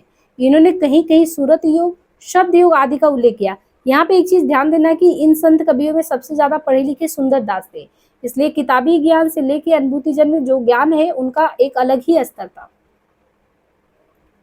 सभी संत मूर्ति पूजा एवं अवतारवाद के विरोधी थे। कोई भी लोग ये मानते ही नहीं थे कि अवतारवाद में मूर्ति पूजा वगैरह का ही कोई मतलब है। लेकिन जाने अनजाने रूप से इनमें से कुछ की रचनाओं में सगुण तत्वों का समावेश दिखता है, जैसे कबीर जैसे अद्वैतवादी और निर्गुण दर्श के सबल प्रतिपादक कवि के काव्य में भी कभी कभी आपको सगुण तत्व के दर्शन होते हैं। रैदास से मलुकदास से उनकी रचनाओं में भी आपको कहीं कहीं दिखता है। उदाहरण में प्रत्येक संप्रदाय में ये लोग सदगुरु को अवतार मानने, सदगुरु के चित्र की उपासना की भी बात की है। इसी प्रकार ये माला, तिलक, छाप, ये सब क्या है, तो ये अपने ईश को कभी कभी अवतार रूप में भी मानते हैं। अब यहाँ पे आपको समझ में आ गया कि जो संत काव्य है उनमें कौन कौन सी धाराएं आके मिली हैं, संत कवियों का आधार क्या रहा है। अब यहाँ से शुरू होता है आपको निर्गुण भक्ति धारा के प्रमुख कवि। तो निर्गुण भक्ति धारा में निर्गुण संतों की विचारधारा के बीच सिद्ध नाथ कवियों की रचनाओं में तो मिलते हैं। यानी ये तो पहले ही बताया गया था कि हजारी प्रसाद द्विवेदी जी इसीलिए शुक्ल जी को कहते हैं कि अगर आप जो है नाथ साहित्य को भक्ति काल से बिल्कुल हटा देंगे तो एक पेड़ जैसे खड़ा होता है जिसका जड़ का पता नहीं, वो बिल्कुल उससे विच्छिन्न हो जाएगा, क्योंकि नाथ पंथ का प्रभाव भक्ति काल पे पड़ा है। इसलिए निर्गुण संतों की विचारधारा का बीज कहाँ से निकला था, बीज भाव तो सिद्धनाथ साहित्य से ही निकला था। आदिकाल में नामदेव ने भी इसी दिशा में योग किया था। भक्तिकालीन निर्गुण भक्त कवियों में कबीर है, दादू है, नानक है, रैदास है, सुंदरदास है, मलुकदास है, जिनके बारे में हम यहाँ पे संक्षिप्त चर्चा करेंगे। सबसे पहले लेकिन हम बात करते हैं रामानंद के बारे में। रामानंद अपने गुरु के सर्वाधिक यशस्वी साधक एवं प्रगतिशील विचारक थे। संत मत के प्रचार एवं प्रसार का श्रेय किनको जाता है, रामानंद को जाता है। नाभादास ने भक्तमाल रचना लिखी थी और भक्तमाल में इनके अनेक शिष्य प्रशिष्य के बारे में इन्होंने चर्चा की थी। नाभादास ने जो भक्तमाल लिखा था उनमें इनके अनेक शिष्यों की चर्चा की थी, जिनमें इन्होंने आनंददास, कबीर, पीपा, धन्ना, यानी नाभादास ने जिक्र किया था भक्तमाल में कि रामानंद के शिष्यों में आनंददास है, कबीर है, पीपा है, धन्ना है। और रामानंद को दीर्घ पवित्र एवं साधनात्मक जीवन भी प्राप्त हुआ था, किंतु उनके आविर्भाव काल, निधन काल, जीवन चरित्र के बारे में कोई प्रमाणिक जानकारी नहीं मिलता। भक्तमाल में नाभादास जी ने जैसा लिखा है कि उनके अनुसार ये रामानंद जी जो थे ये रामानुजाचार्य की शिष्य परंपरा में चौथे शिष्य थे, यानी रामानुजाचार्य गुरु हुए रामानंद के और रामानंद उनकी शिष्य परंपरा में चौथे नंबर के शिष्य थे। इनका आविर्भाव काल बताया जाता है रामानंद का 14वीं सदी का वो अंतिम चरण है, वही मानते हैं, यानी 1380-90 के आसपास, क्योंकि ये प्रसिद्ध है कि ये कबीर और पीपा के गुरु तो थे रामानंद जी, और इन दोनों का आविर्भाव काल भी लगभग वही बताया जाता है 1399 के आसपास और 1425 के आसपास।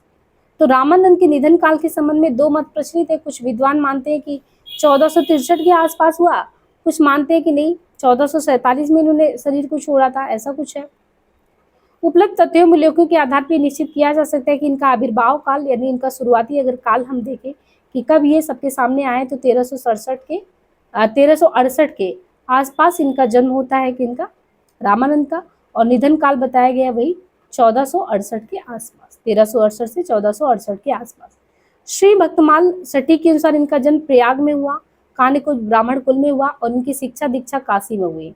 किसकी? रामानंद की। कान्यकुज ब्राह्मण में पैदा हुआ 1368 के आसपास और काशी में शिक्षा दीक्षा हुआ और स्वामी रामानंद इनके दीक्षा गुरु थे।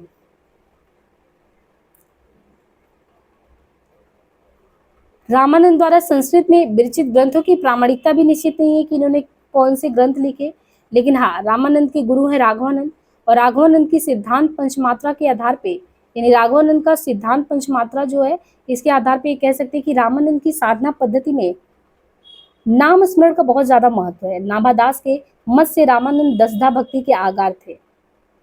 नाभादास से मानते हैं कि रामानंद जो दसधा भक्ति है, जैसे नौधा भक्ति पढ़ते हैं वैसे दसधा भक्ति उसके आगार इन्हीं को कहा जाता है। दसधा भक्ति के प्रचार के साथ ही साथ कहा जाता है कि ज्ञान वृत्ति प्रेमियों को ज्ञान मार्ग का उपदेश देने वाले भी कौन हुए? यही हुए।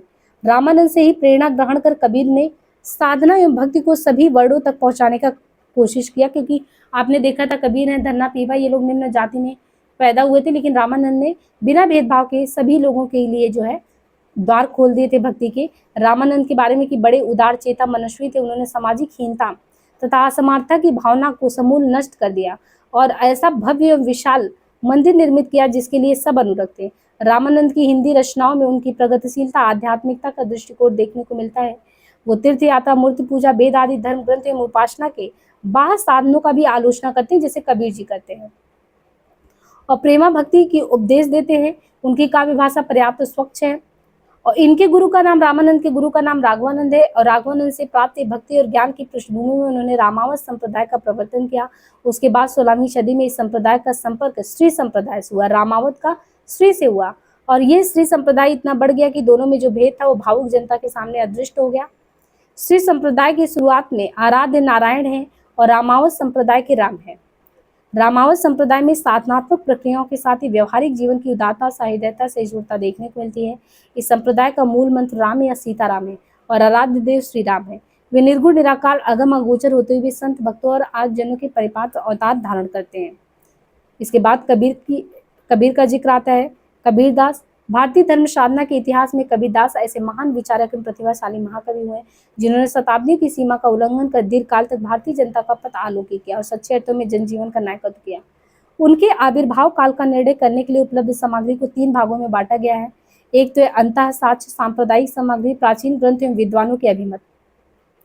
अंतःसाक्ष्य की दृष्टि उन्होंने केवल 2 प्रसंग, अंतःसाक्ष्य जो उनका मन कहता है उसके आधार पर एक बार हुआ था कि काजी द्वारा हाथी इन पे चलवाया गया और लोहे की जंजीरों से बंधवाकर गंगा में डुबोने का प्रयास कबीर को किया गया, पर वो सफल नहीं रहे। सिकंदर लोदी द्वारा किए गए अत्याचार का वर्णन अनंत दास ने जो कबीर परचई लिखा उसमें इनकी बातों का उल्लेख किया है। और ये कहा जाता है कि कबीर सिकंदर लोदी के समकालीन है। और कबीर के साथ दूसरा जो अनंता साक्ष्य उनके साथ हुआ, उनके द्वारा जयदेव और नामदेव की महत्ता का वर्णन। गुरु प्रसादी जयदेव नामा, भक्ति के प्रेम इन्हें जाना। तो ये कहते हैं गुरु प्रसादी जयदेव नामा, तो नामदेव की महत्ता की बात करते हैं, जयदेव की महत्ता की बात करते हैं। और कबीर द्वारा 12वीं 13वीं शताब्दी के इन दोनों संतों का उल्लेख इस बात का होता है कि उनका आविर्भाव 13वीं सदी के अंत अथवा 14वीं सदी के आरंभ में हुआ। कबीर की जीवनी से संबंधित मुख्य सांप्रदायिक सामग्री निम्नलिखित है। श्री पीपा की वाड़ी, भवताड़ धर्मदास, कबीर गोरखगुष्ट, कबीर चरित्रबोध, भक्तमाल, कबीर परचई। पीपा ने कबीर की आध्यात्मिक उपलब्धियों की भी सराहना की तथा भवतारण में उनके द्वारा विभिन्न युगों में अविरत होने का श्रद्धापूर्व वर्णन भी किया। कबीर गोरखगुष्ट में गोरखनाथ और कबीरदास के मध्य तत्व सिद्धांत पर भी विवेचना करते हैं। कबीर चरित्रबोध प्रथम सांप्रदायिक ग्रंथ है जिसमें कबीर के आविर्भाव काल का स्पष्ट शब्दों में उल्लेख है। नाभादास विरचित भक्तमाल में कबीर के संबंध में ये उल्लेख मिलता है। भक्ति विमुख जो धर्म तही अधर्म करी गायो, जोग जग्यो व्रत दान भजन पिनु तुच्छ दिखायो। हिंदू तुरक प्रमाण रमैनी सबद साखी, पक्षपात नहीं बचन सबही के हित को भाके। कबीर परचई जो कि आनंददास द्वारा लिखा गया है, उसमें कबीरदास की व्यक्तित्व जीवनी के बारे में बताया गया कि वे जन्म से जुलाए हैं, उनका निवास स्थान काशी, गुरु नामानंद। कुल 120 वर्ष का पवित्र जीवन वो पाते हैं। और बिल के मतानुसार कबीर का जन्म कुछ और है, फरकोहर के अनुसार कुछ और है, हंटर की दृष्टि में कुछ और है। जैसे कबीर का समय विल जो बताते हैं 1490 बताते हैं, कोई 1400 के आसपास बताता, कोई 1300 से 1420 में बताता है। अंतःसाक्ष्य और कबीर चरित्रबोध के प्रमाण से यही निकलता कि कबीर का आविर्भाव हुआ है, जो उनका समय क्या है 1397 के आसपास। और भक्तमाल के जो टीकाकार हैं प्रियादास, उनके अनुसार उनका देहावसान मगहर में 1400 जो है 92 के आसपास हुआ था। संबत 1575 कियो मगहर को गौन। तो ये सब कबीर जी के बारे में हुआ कि कैसे कबीर परिचय में उनके जीवन के बारे में है। उनके कबीर के गुरु स्वामी रामानंद के शिष्य थे। भक्तमाल में रामानंद के प्रमुख शिष्यों का जो उल्लेख किया गया, कबीर को विशेष स्थान दिया गया है। दाविस्तान के लेखक 1670 में, दाविस्तान के लेखक मोहसिन फानी और पैसाची भाषा की कृति प्रसंग पारिजात के लेखक चेतन दास के अनुसार कबीर के गुरु नामानंद थे। यहाँ उनके जीवन वृत्ति के कुछ पक्षों को भी उल्लेखित किया गया है कि जाति जुलाहा नाम कबीरा।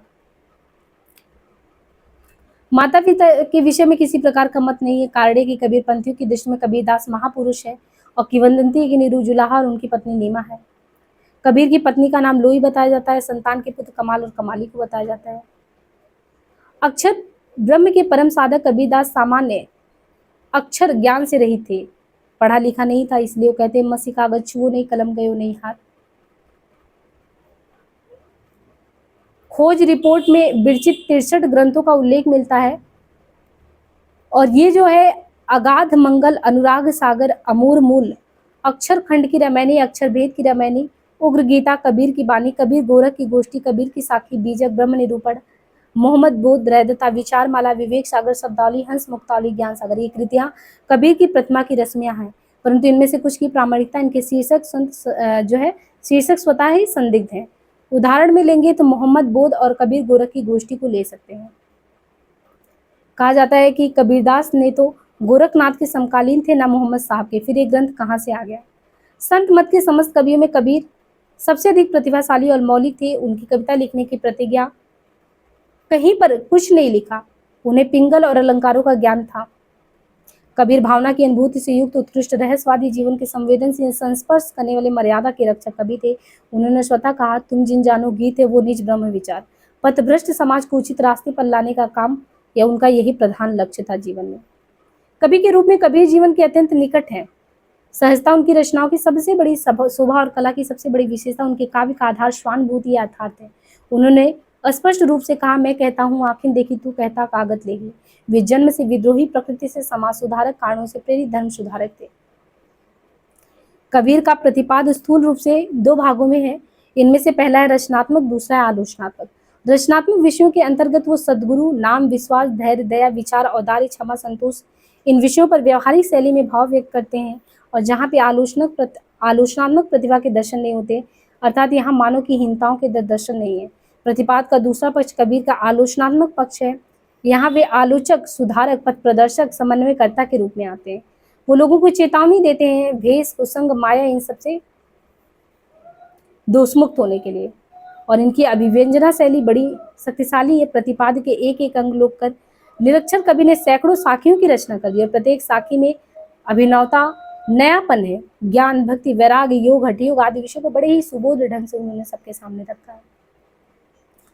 कबीर के काव्य में भावना तत्व की भी प्रचुरता है। यदि वे कोरे बुद्धिवादी होते तो उनकी रचनाओं में भावना पक्ष का अभाव होता, लेकिन वे कोरे बुद्धिवादी नहीं है जैसा कि लोग आरोप लगाते हैं। वो कोरे बुद्धिवादी नहीं है, उनकी रचनाओं में भावना पक्ष भी है।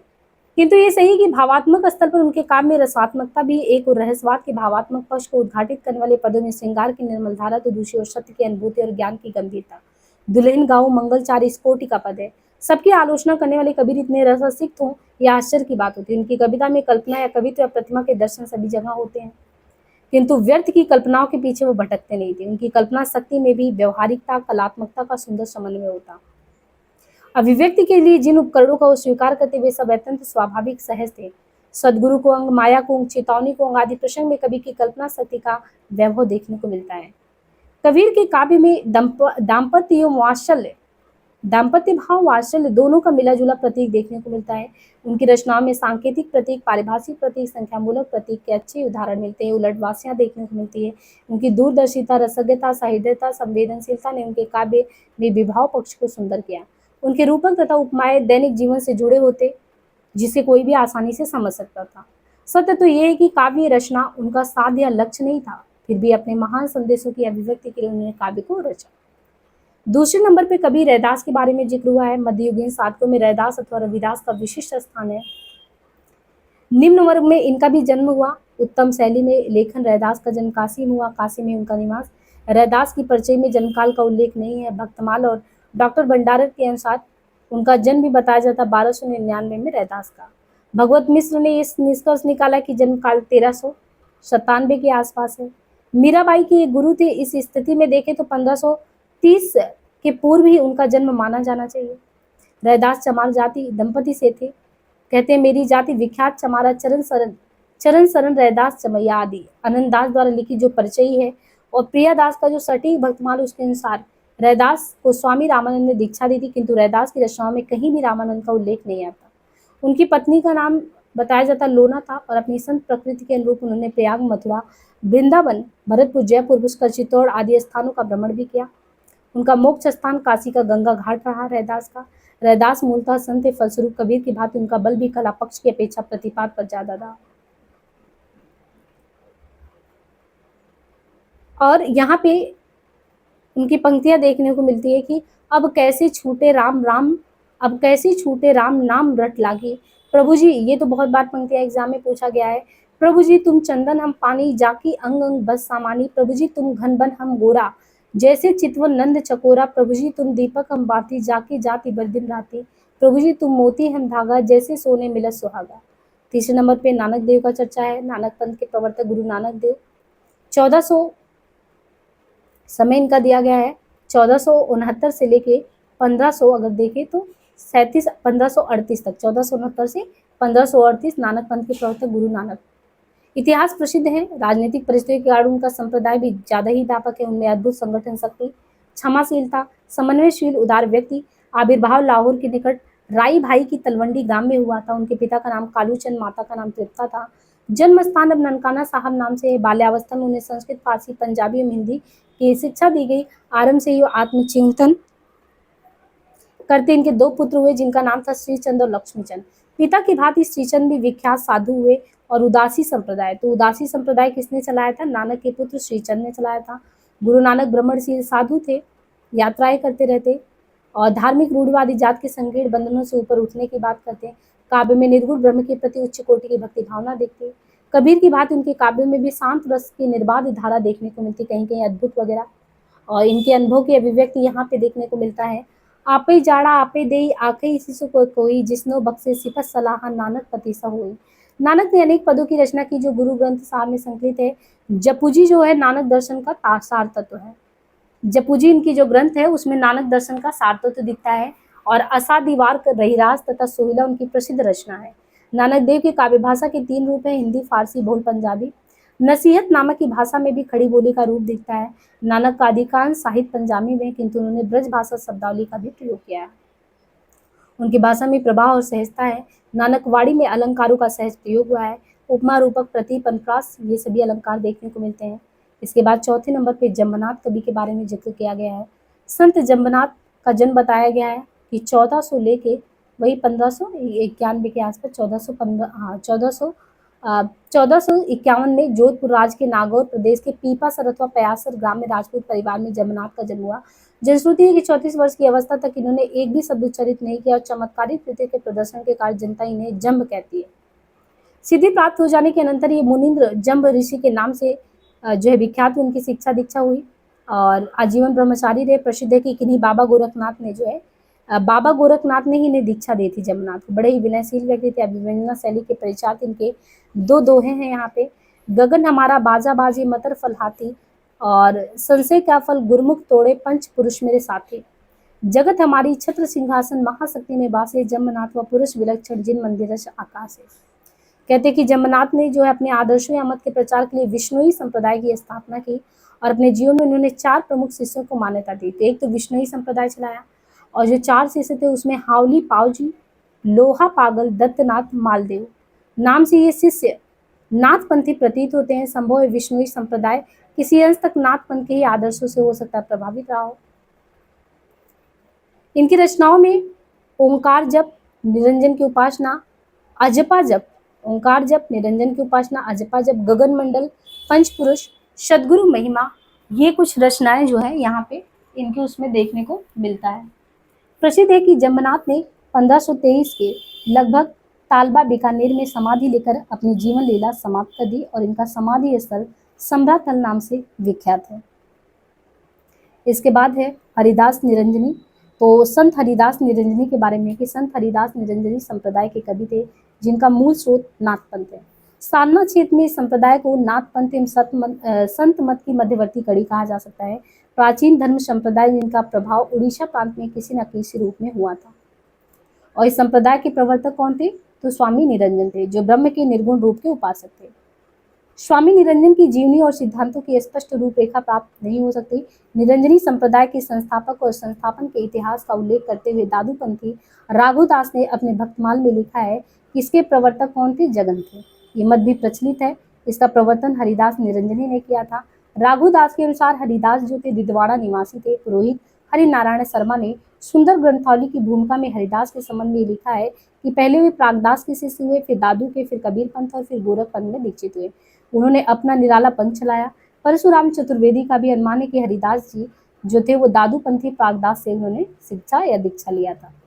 श्री हरि पुरुष की वाणी में उल्लेख है कि इन्होंने कुल कितने, तो यहाँ पे जो है हरिदास की वाणी में कुल 45 वर्ष की अवस्था तक हरिदास ने गृहस्थ जीवन व्यतीत किया। परिचयी लेखक का ध्यान संभवतः इधर नहीं गया। हरिदास जी भ्रमणशील स्थानों वे भ्रमणशील मतलब करते थे और वे झंगू, डीटपुर, नागपुर, अजमेर, नदवाड़ा, नैडी, टोडा, जयपुर, सिधौरा और श्री हरिपुरुष की वाड़ी में उनके शिष्यों का भी उल्लेख। उनके शिष्य प्रशिष्यों में नारायण दास, हरिराम, रूपदास, शीतल दास, लक्ष्मण दास, गंगादास आदि थे। मारवाड़ में हरिदास के नाम पर कई मठ और जो है गद्दियां भी है। हरिदास कृत, अष्टपदी, जो ग्रंथ, ब्रह्मस्तुति, हंस प्रबोध ग्रंथ, निरपक मूल ग्रंथ, पूजा जो ग्रंथ, समाधि जो ग्रंथ, संग्राम जो ग्रंथ आदि में निर्गुण ब्रह्म के अलौकिकत्व पर विशेष बल दिया गया है। बाकी गुड़गाही, गोविंद गुड़ गावा, भज भज राम प्रमथ पावा पावा, ये ब्रह्म विषयक उनकी अतीन्द्रिय अनुभूति है। सिंगा कवि के बारे में बात किया गया है। संत सिंगा का जन्म मध्य भारत की रियासत बड़वानी के खजूर गांव में एक ग्वाल परिवार में हुआ था और मार्ग में ब्रह्मराज ब्रह्मगिर के शिष्य थे। समझू ले और मना भाई अंत न होए कोई आपड़ा, ये पंक्तियां संसार की निस्सारता को बताती है। मनरंगीर को इन्होंने अपना आध्यात्मिक गुरु बताया और अनाहत नाथ संबंधी भजन लिखे। और एक इनकी प्रसिद्ध पंक्ति है सिंहा की कि जल बीच कमल, कमल बीच कलियां, जेहि वसुदेव अविनाशी, घर में गंगा घर में जमुना, नहीं द्वारिका काशी। सिंहा की निर्गुण ब्रह्म उपासना की बारे में कि ये अप्रस्तुत योजना बड़ी यथार्थ और स्वाभाविक ढंग से करते हैं। इनके पदों की संख्या कुल 800 लगभग बताई गई है। इनके 11 रचनाओं का निर्माण है, जिनमें सिंगा जी का दृढ़ उद्देश्य, सिंगा जी का आध्यात्म, सिंगा जी का दोष बोध, सिंगा जी का नरस, सिंगा जी का सरस, सिंगा जी की वाड़ी, सिंगा जी की वाड़ावली, सिंगा जी का सतवार, सिंगा जी की 15 तिथि, सिंगा जी की 12 मासी, है ना, ये सारी इनके जो है ग्रंथ है। इसके बाद कवि लालदास का जिक्र है। लाल पंथ के प्रवर्तक संत लालदास का आविर्भाव अलवर राज्य के ग्राम धौली धूप में एक ऐसे मुसलमान परिवार में हुआ था जहां भरण पोषण और जीविका के साधनों के लिए बहुत संघर्ष करना पड़ा। भगवत भक्ति का अंकुर लालदास के हृदय में बाल्यावस्था में ही आ गया और फिर ये जो है वय और समय के साथ चीजों को छोड़कर आगे निकल पड़े। त्याग कर ये रामगढ़ परगने में स्थित बादोनी में निवास करने चले गए और जनता की सेवा में अनुरक्त हो गए। बाद में शिष्यों की संख्या में बढ़ोतरी हुई तो अनेक कष्टों को झेलते हुए बदोनी को परित्याग कर वो नरोली गांव में निवास करने लगे। बाद में रसगांव को अपना निवास स्थान बना लिए और समाधि इनका कहाँ है, नगला भरतपुर राज में। और लाल दास की चेतावनी में जो है उनकी रचनाएं संकलित है।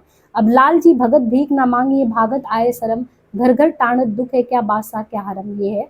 और लालदास जन्म से मेव थे परंतु उनके जीवन शैली पर रहन सहन हिंदुओं जैसा था। निरामिष भोजी थे। उनके पंथ में राम ही सर्वश्रेष्ठ शक्ति है, आराध्य है, वही ब्रह्म है। इस पंथ में विनम्रता है। उनके अनुयायी हिंदू मुसलमान दोनों हुआ करते और मेवों की संख्या इनके यहाँ पे ज्यादा होती। दादू दयाल दादू पंथ के प्रवर्तक संत दादू दयाल धर्म सुधारक, समाज सुधारक और रहस्यवादी कवि थे। अहमदाबाद में इनका जन्म हुआ और डॉक्टर परद्वाल शुक्ल और परशुराम चतुर्वेदी के अनुसार उनका जन्म बताया जाता है 1544 के आसपास दादू दयाल का, जबकि रामकुमार वर्मा के अनुसार 1601 में आविर्भाव हुए।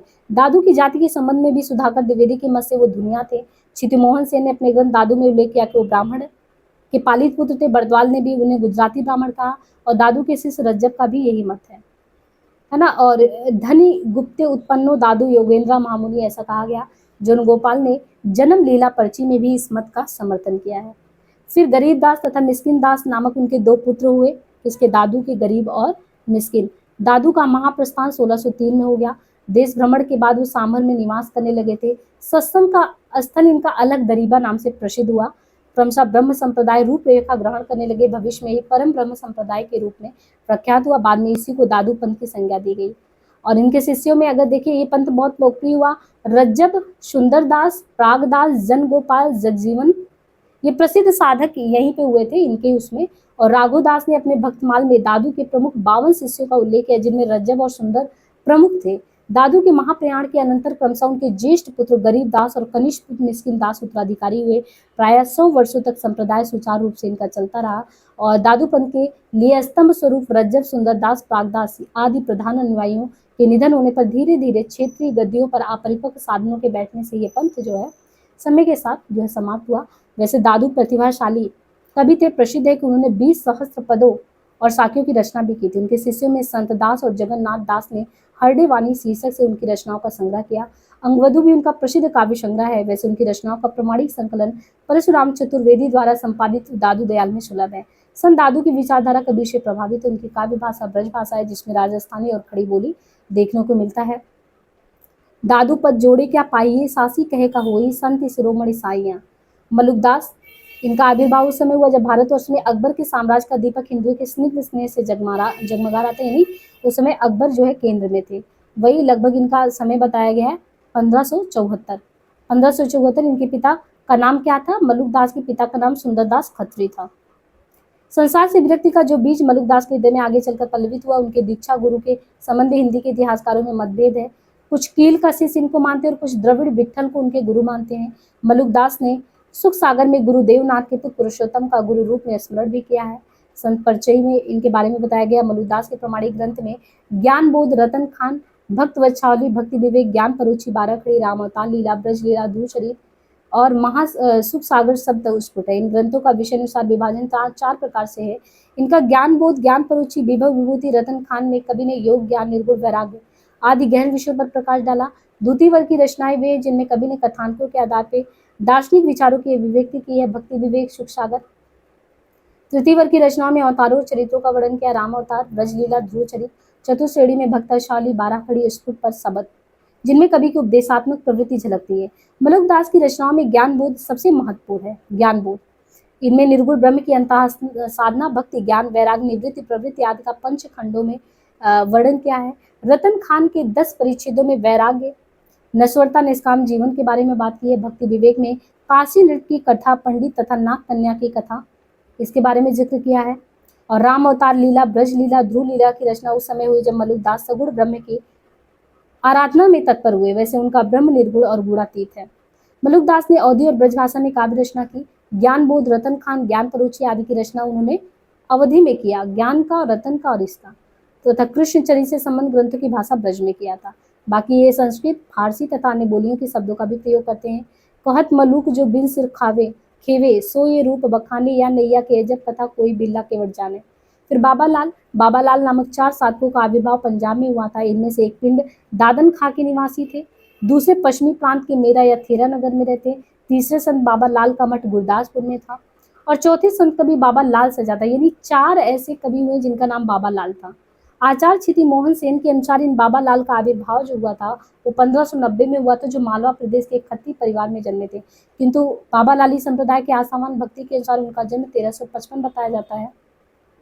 उनके पिता का नाम भोलानाथ था, माता का नाम कृष्णा देवी था। पंजाब प्रांत के कुशूर नामक गांव में हुए थे। 8 वर्ष की अवस्था में उन्होंने प्रमुख धर्म ग्रंथों का अध्ययन कर लिया। 10 वर्ष में उनके हृदय में वैराग्य भाव आ गया और इनके जो गुरु थे चेतन बाबा या चेतन स्वामी से भेंट होने पर दीक्षा लिए। कालांतर में चेतन स्वामी की आज्ञा पाकर वे अपने 22 प्रमुख शिष्यों को लेकर पंजाब, काबुल, पेशावर, गजनी, कंधार यहाँ पे भ्रमण के लिए निकले। आज भी उनके अनुयायी बड़ौदा, गुरदासपुर आदि स्थानों पर रहते। बड़ौदा में उनका एक मठ है जिसको बाबा लाल का सैल भी कहते हैं। बाबा लाल तथा दारा का वार्तालाप जो है असरारे मार्फत में संग्रहित है। नदीन और उनकात नामक ग्रंथ में भी उनके विचारों का संग्रह, उनके कुछ दोहे और पद भी हैं। और वेदांत और सूफी मत का प्रभाव इनमें देखने को मिलता है। विशुद्ध एकेश्वरवादी है। उनके मत से ब्रह्म एक अपूर्व आनंद सागर है। आशा विषय विकार की बांधा जा संसार, लख 84 फेर में भरमत बारंबार, ये इनकी पंक्तियां हैं। अब कवि सुंदरदास के बारे में है। संत दादू दयाल के शिष्य सुंदरदास बड़े ही प्रतिभा संपन्न व्यक्ति थे और समय वही बताया गया 1500 जो है 96 के आसपास। और कहते हैं कि कवि और साधक थे। जयपुर राज की प्राचीन राजधानी धौसा के परमानंद खंडेलवाल यहाँ उनके यहाँ जन्मे थे। 6 वर्ष के अल्पायु में वे संत दादू के शिष्य हुए और 11 वर्ष की अवस्था में संत जगजीवन तथा संत रज्जब के साथ काशी की यात्रा की है। और कहते हैं कि फिर ये शेखावटी लौट आए थे। उसके बाद फतेहपुर में किसी गुफा में निवास कर 12 वर्ष तक योग साधना की। सुंदरदास देशाटन उनको बहुत प्रिय था। भ्रमण करते हुए दादू के सिद्धांत को प्रचार करते। रज्जब से उनका विशेष स्नेह था। सुंदरदास ने 42 ग्रंथों की रचना की जिनमें ज्ञान समुद्र, सुंदर विलास अधिक प्रसिद्ध है। पुरोहित और हरि नारायण शर्मा द्वारा संपादित सुंदर ग्रंथावली उनकी सभी रचनाओं का प्रमाणिक संकलन है। उनकी रचनाओं में भक्ति, योग, साधना और नीति का प्रधान स्थान है। श्रृंगार रस की रचनाओं को कट्टर विरोधी थे। केशव की रसप्रिया, नंददास की रसमंजरी और सुंदर कविराज की सुंदर श्रृंगार। रसिक प्रिया रसमंजरी और श्रृंगार ही जान, चतुराई करी बहुत विधि विषय बनाई आन। तो इनको श्रृंगार रस बहुत ज़्यादा पसंद नहीं था, इसके ये कट्टर विरोधी थे। और ये कहते हैं कि है यति गंभीर उठत लहरी आनंद की। तो ये भक्ति जनित आनंद अतुलनीय है, इसके बारे में बताते हैं। संत सुंदरदास ने परिचित ब्रज भाषा का प्रयोग किया। अलंकारों का सुनियोजन बहुत अच्छे ढंग से किया। अन्य संत कवियों में आता है। शताधिक कवियों का जिक्र यहाँ पे किया गया, जैसे धर्मदास, रज्जब, बावरी साहिब, सदना, बेनी, पीपा, सेन, धन्ना है, अंगद है। इनके अलावा भी सिख गुरु शेख फरीद, भीषण, बिरमान, निपट, निरंजन स्वामी, ये सभी गुरु हैं। संत धर्मदास जो है कबीर के प्रमुख शिष्य थे और कबीरवाड़ी का बीजक में इन्होंने ही संकलित किया। बन्नो में साहेब तुमरा चरना संतन सुख लायक। कबीर की तुलना में इनकी प्रतिपादन शैली सरल है। ऐसे ही संत रज्जब के बाद में बात करें तो इनकी गणना दादू दयाल के प्रमुख संतों में की जाती है। दादू दयाल की समग्र रचनाओं को अंगवधु शीर्षक से इन्होंने संकलित किया और इनकी एक रचना रज्जब की है, सबंगी करके वो भी है, और रचना इनकी रज्जब बानी में संग्रहित है। दृष्टांत शैली का प्रचुर मात्रा में इन्होंने प्रयोग किया और बारी बुद्धि महे उदय सफरी सबद समाना। संत संप्रदायों में बावरी पंथ का विशेष महत्व है। बावरी साहिबा इसी पंथ की प्रमुख संत थी। किंवदंती के उच्च कुल की महिला थी। बावरी साहिबा सम्राट अकबर की समसामयिका थी। बावरी रावरी को कहिए मन हुए के पतंग भरे नित भावरी, ये पंक्तियां हैं। संत सदना ये निष्ठावान भक्त और साधक थे और 14वीं सदी के मध्य में बताया जाता है ये थे। और आदि ग्रंथ में संकलित इनके एक पद के आधार पे केवल इतना ही कह सकते हैं सदना के लिए कि सदना की भांति संत बेनी का जीवन विवरण भी है। अनुमान है कि 15वीं शताब्दी में रहे होंगे। तो ये कुछ लोगों का और भी नाम दिया है, जैसे संत पीपा, उनके भी जन्म काल और मृत्यु के बारे में कुछ नहीं पता। 15वीं शताब्दी के पूर्वार्ध में खींची वंश से राजपूत गृहस्थ थे, स्वामी रामानंद से दीक्षा लिए थे। ऐसे ही संत सेन जाति के नाई थे, उनके बारे में बताया गया है। स्वामी रामानंद के शिष्य थे। नाभादास ने भक्तमाल में इनका भी जिक्र किया। संत धन्ना का जिक्र किया है ना। गुरु नानक की भांति पंजाब में भी जैसे अंगद, अमरदास, रामदास, अर्जुन देव। गुरु अंगद ने मध्यकाल में तो पंजाबी भाषा में काव्य रचना की। अंगद ने सरल सरस और पर मार्जित किया, मतलब गेय पदों में गायन किया। गुरु अमरदास की रचनाएं ग्रंथ साहिब में संग्रहित है। गुरु रामदास की रचनाएं ग्रंथ साहिब में संग्रहित। गुरु अर्जुन देव भी निष्ठावान थे। सुखमणि, बावना, अखरी, 12 मासा प्रसिद्ध रचनाएं गुरु अर्जुन देव की। गुरु ग्रंथ साहिब में कुल 6000 पद संकलित है शांत रस में। पंजाब के संत कवियों में शेख फरीद का नाम भी आता है, अनुमान था। ये गुरु नानक के समकालीन थे, शेख फरीद करके। संत भीषण जो है, इनके आविर्भाव के बारे में भी बताया गया है। आदि ग्रंथ में उनके भी 2 पद हैं। हरि को नाम अमृत जल निर्मल हियो। और फिर संत बीरभान, कोई प्रमाणिक उल्लेख इनके बारे में नहीं है, लेकिन कहते हैं कि ये उदयदास के शिष्य थे संत बीरभान, और संप्रदाय के प्रसिद्ध ग्रंथ निर्वाण ज्ञान है बीरभान का। इसी प्रकार पृथ्वीलाल साध के संग्रह ग्रंथ संत पंथ में भी इनके बारे में जिक्र मिलता है। प्रस्तुत संदर्भ में निरंजनी संप्रदाय के संत निपट निरंजनी स्वामी का उल्लेख भी अपेक्षित है। सेंगर के मत से निपट निरंजनी स्वामी गोस्वामी तुलसीदास के समकालीन थे और संत सरसी निर्जन संग्रह नामक ग्रंथों की रचना की थी। राम कुमार वर्मा ने अपने अनुसार बताया है। तो अब यहाँ पे कुछ संत काव्य की प्रवृत्तियों में बताया गया। तो यहाँ पे संत काव्य की विशेषता क्या थी? सामान्य मानव का हित करना। इस प्रकार संत कवि आध्यात्मिक अनुभूतियों का लेखा जोखा मात्र नहीं थे, उनमें तत्कालीन जनजीवन का प्रतिबिंब नजर आता। धार्मिक रूढ़ियों और सामाजिक सांस्कृतिक परंपराओं का अंधानुकरण वो नहीं करते। इन्होंने वर्णाश्रम व्यवस्था के विरोध, क्रोध, लोभ, मोह, हिंसा आदि की निंदा की, सदाचरण पे हमेशा से बल दिया। समाज के निम्न अथवा सामान्य वर्ग के लिए रास्ते खोल दिए। साहित्य के अध्ययन के स्थान पर उन्होंने आत्मा के अनुभव को प्रधानता दिया। संत काव्य का लक्ष्य था सामान्य अशिक्षित जनता में सत्य का निरूपण करना, करनी कथनी में तारतम्य पर बल देना, नाम के माधुर्य को जनता तक पहुंचाना। संत कवि दरिया साहब के कथन है, सगल कबित का अर्थ है सगल बात की बात, दरिया सुमरन राम को कर लीजिए दिन रात। इसी तरह फलस्वरूप रस का सबसे महत्वपूर्ण विशेषता साधारणीकरण होता है। तो संत काव्य में रस के रूप में भी देखने को मिलता है। साखी, सवद, रमैनी में इन सब में कबीर दास है, दादू हैं, सुंदर दास इनकी पंक्तियों में देखने को मिलता है। भाषा के तौर पे बात करें तो इनकी सरल कृत्रिमता भी, सरल शब्दावली में इन्होंने जन सामान्य की भाषा में अपनी बातों को पहुंचाया है।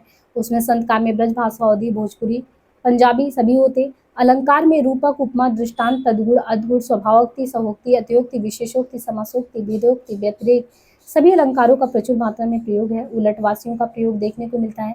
छंद में संतों में सुंदर दास, क्योंकि वो ज्यादा ही पढ़े लिखे थे, तो सुंदर दास के अलावा प्राय सभी कवि छंदों के स्वरूप और महत्व से सदा अपरिचित थे। जन्मजात तथा प्रकृति प्रदत्त ये लोगों के अंदर जो काव्य प्रतिभा था, इस प्रकार ये छंद इनके लिए साधन नहीं थे, साध्य थे। अपने विचारों की अभिव्यक्ति के लिए साखी शब्द में आप जो है दोहा छंद का प्रयोग देख सकते हैं। बाकी युग बोध के लिए तो ये सबसे ज्यादा प्रसंगानुकूल है।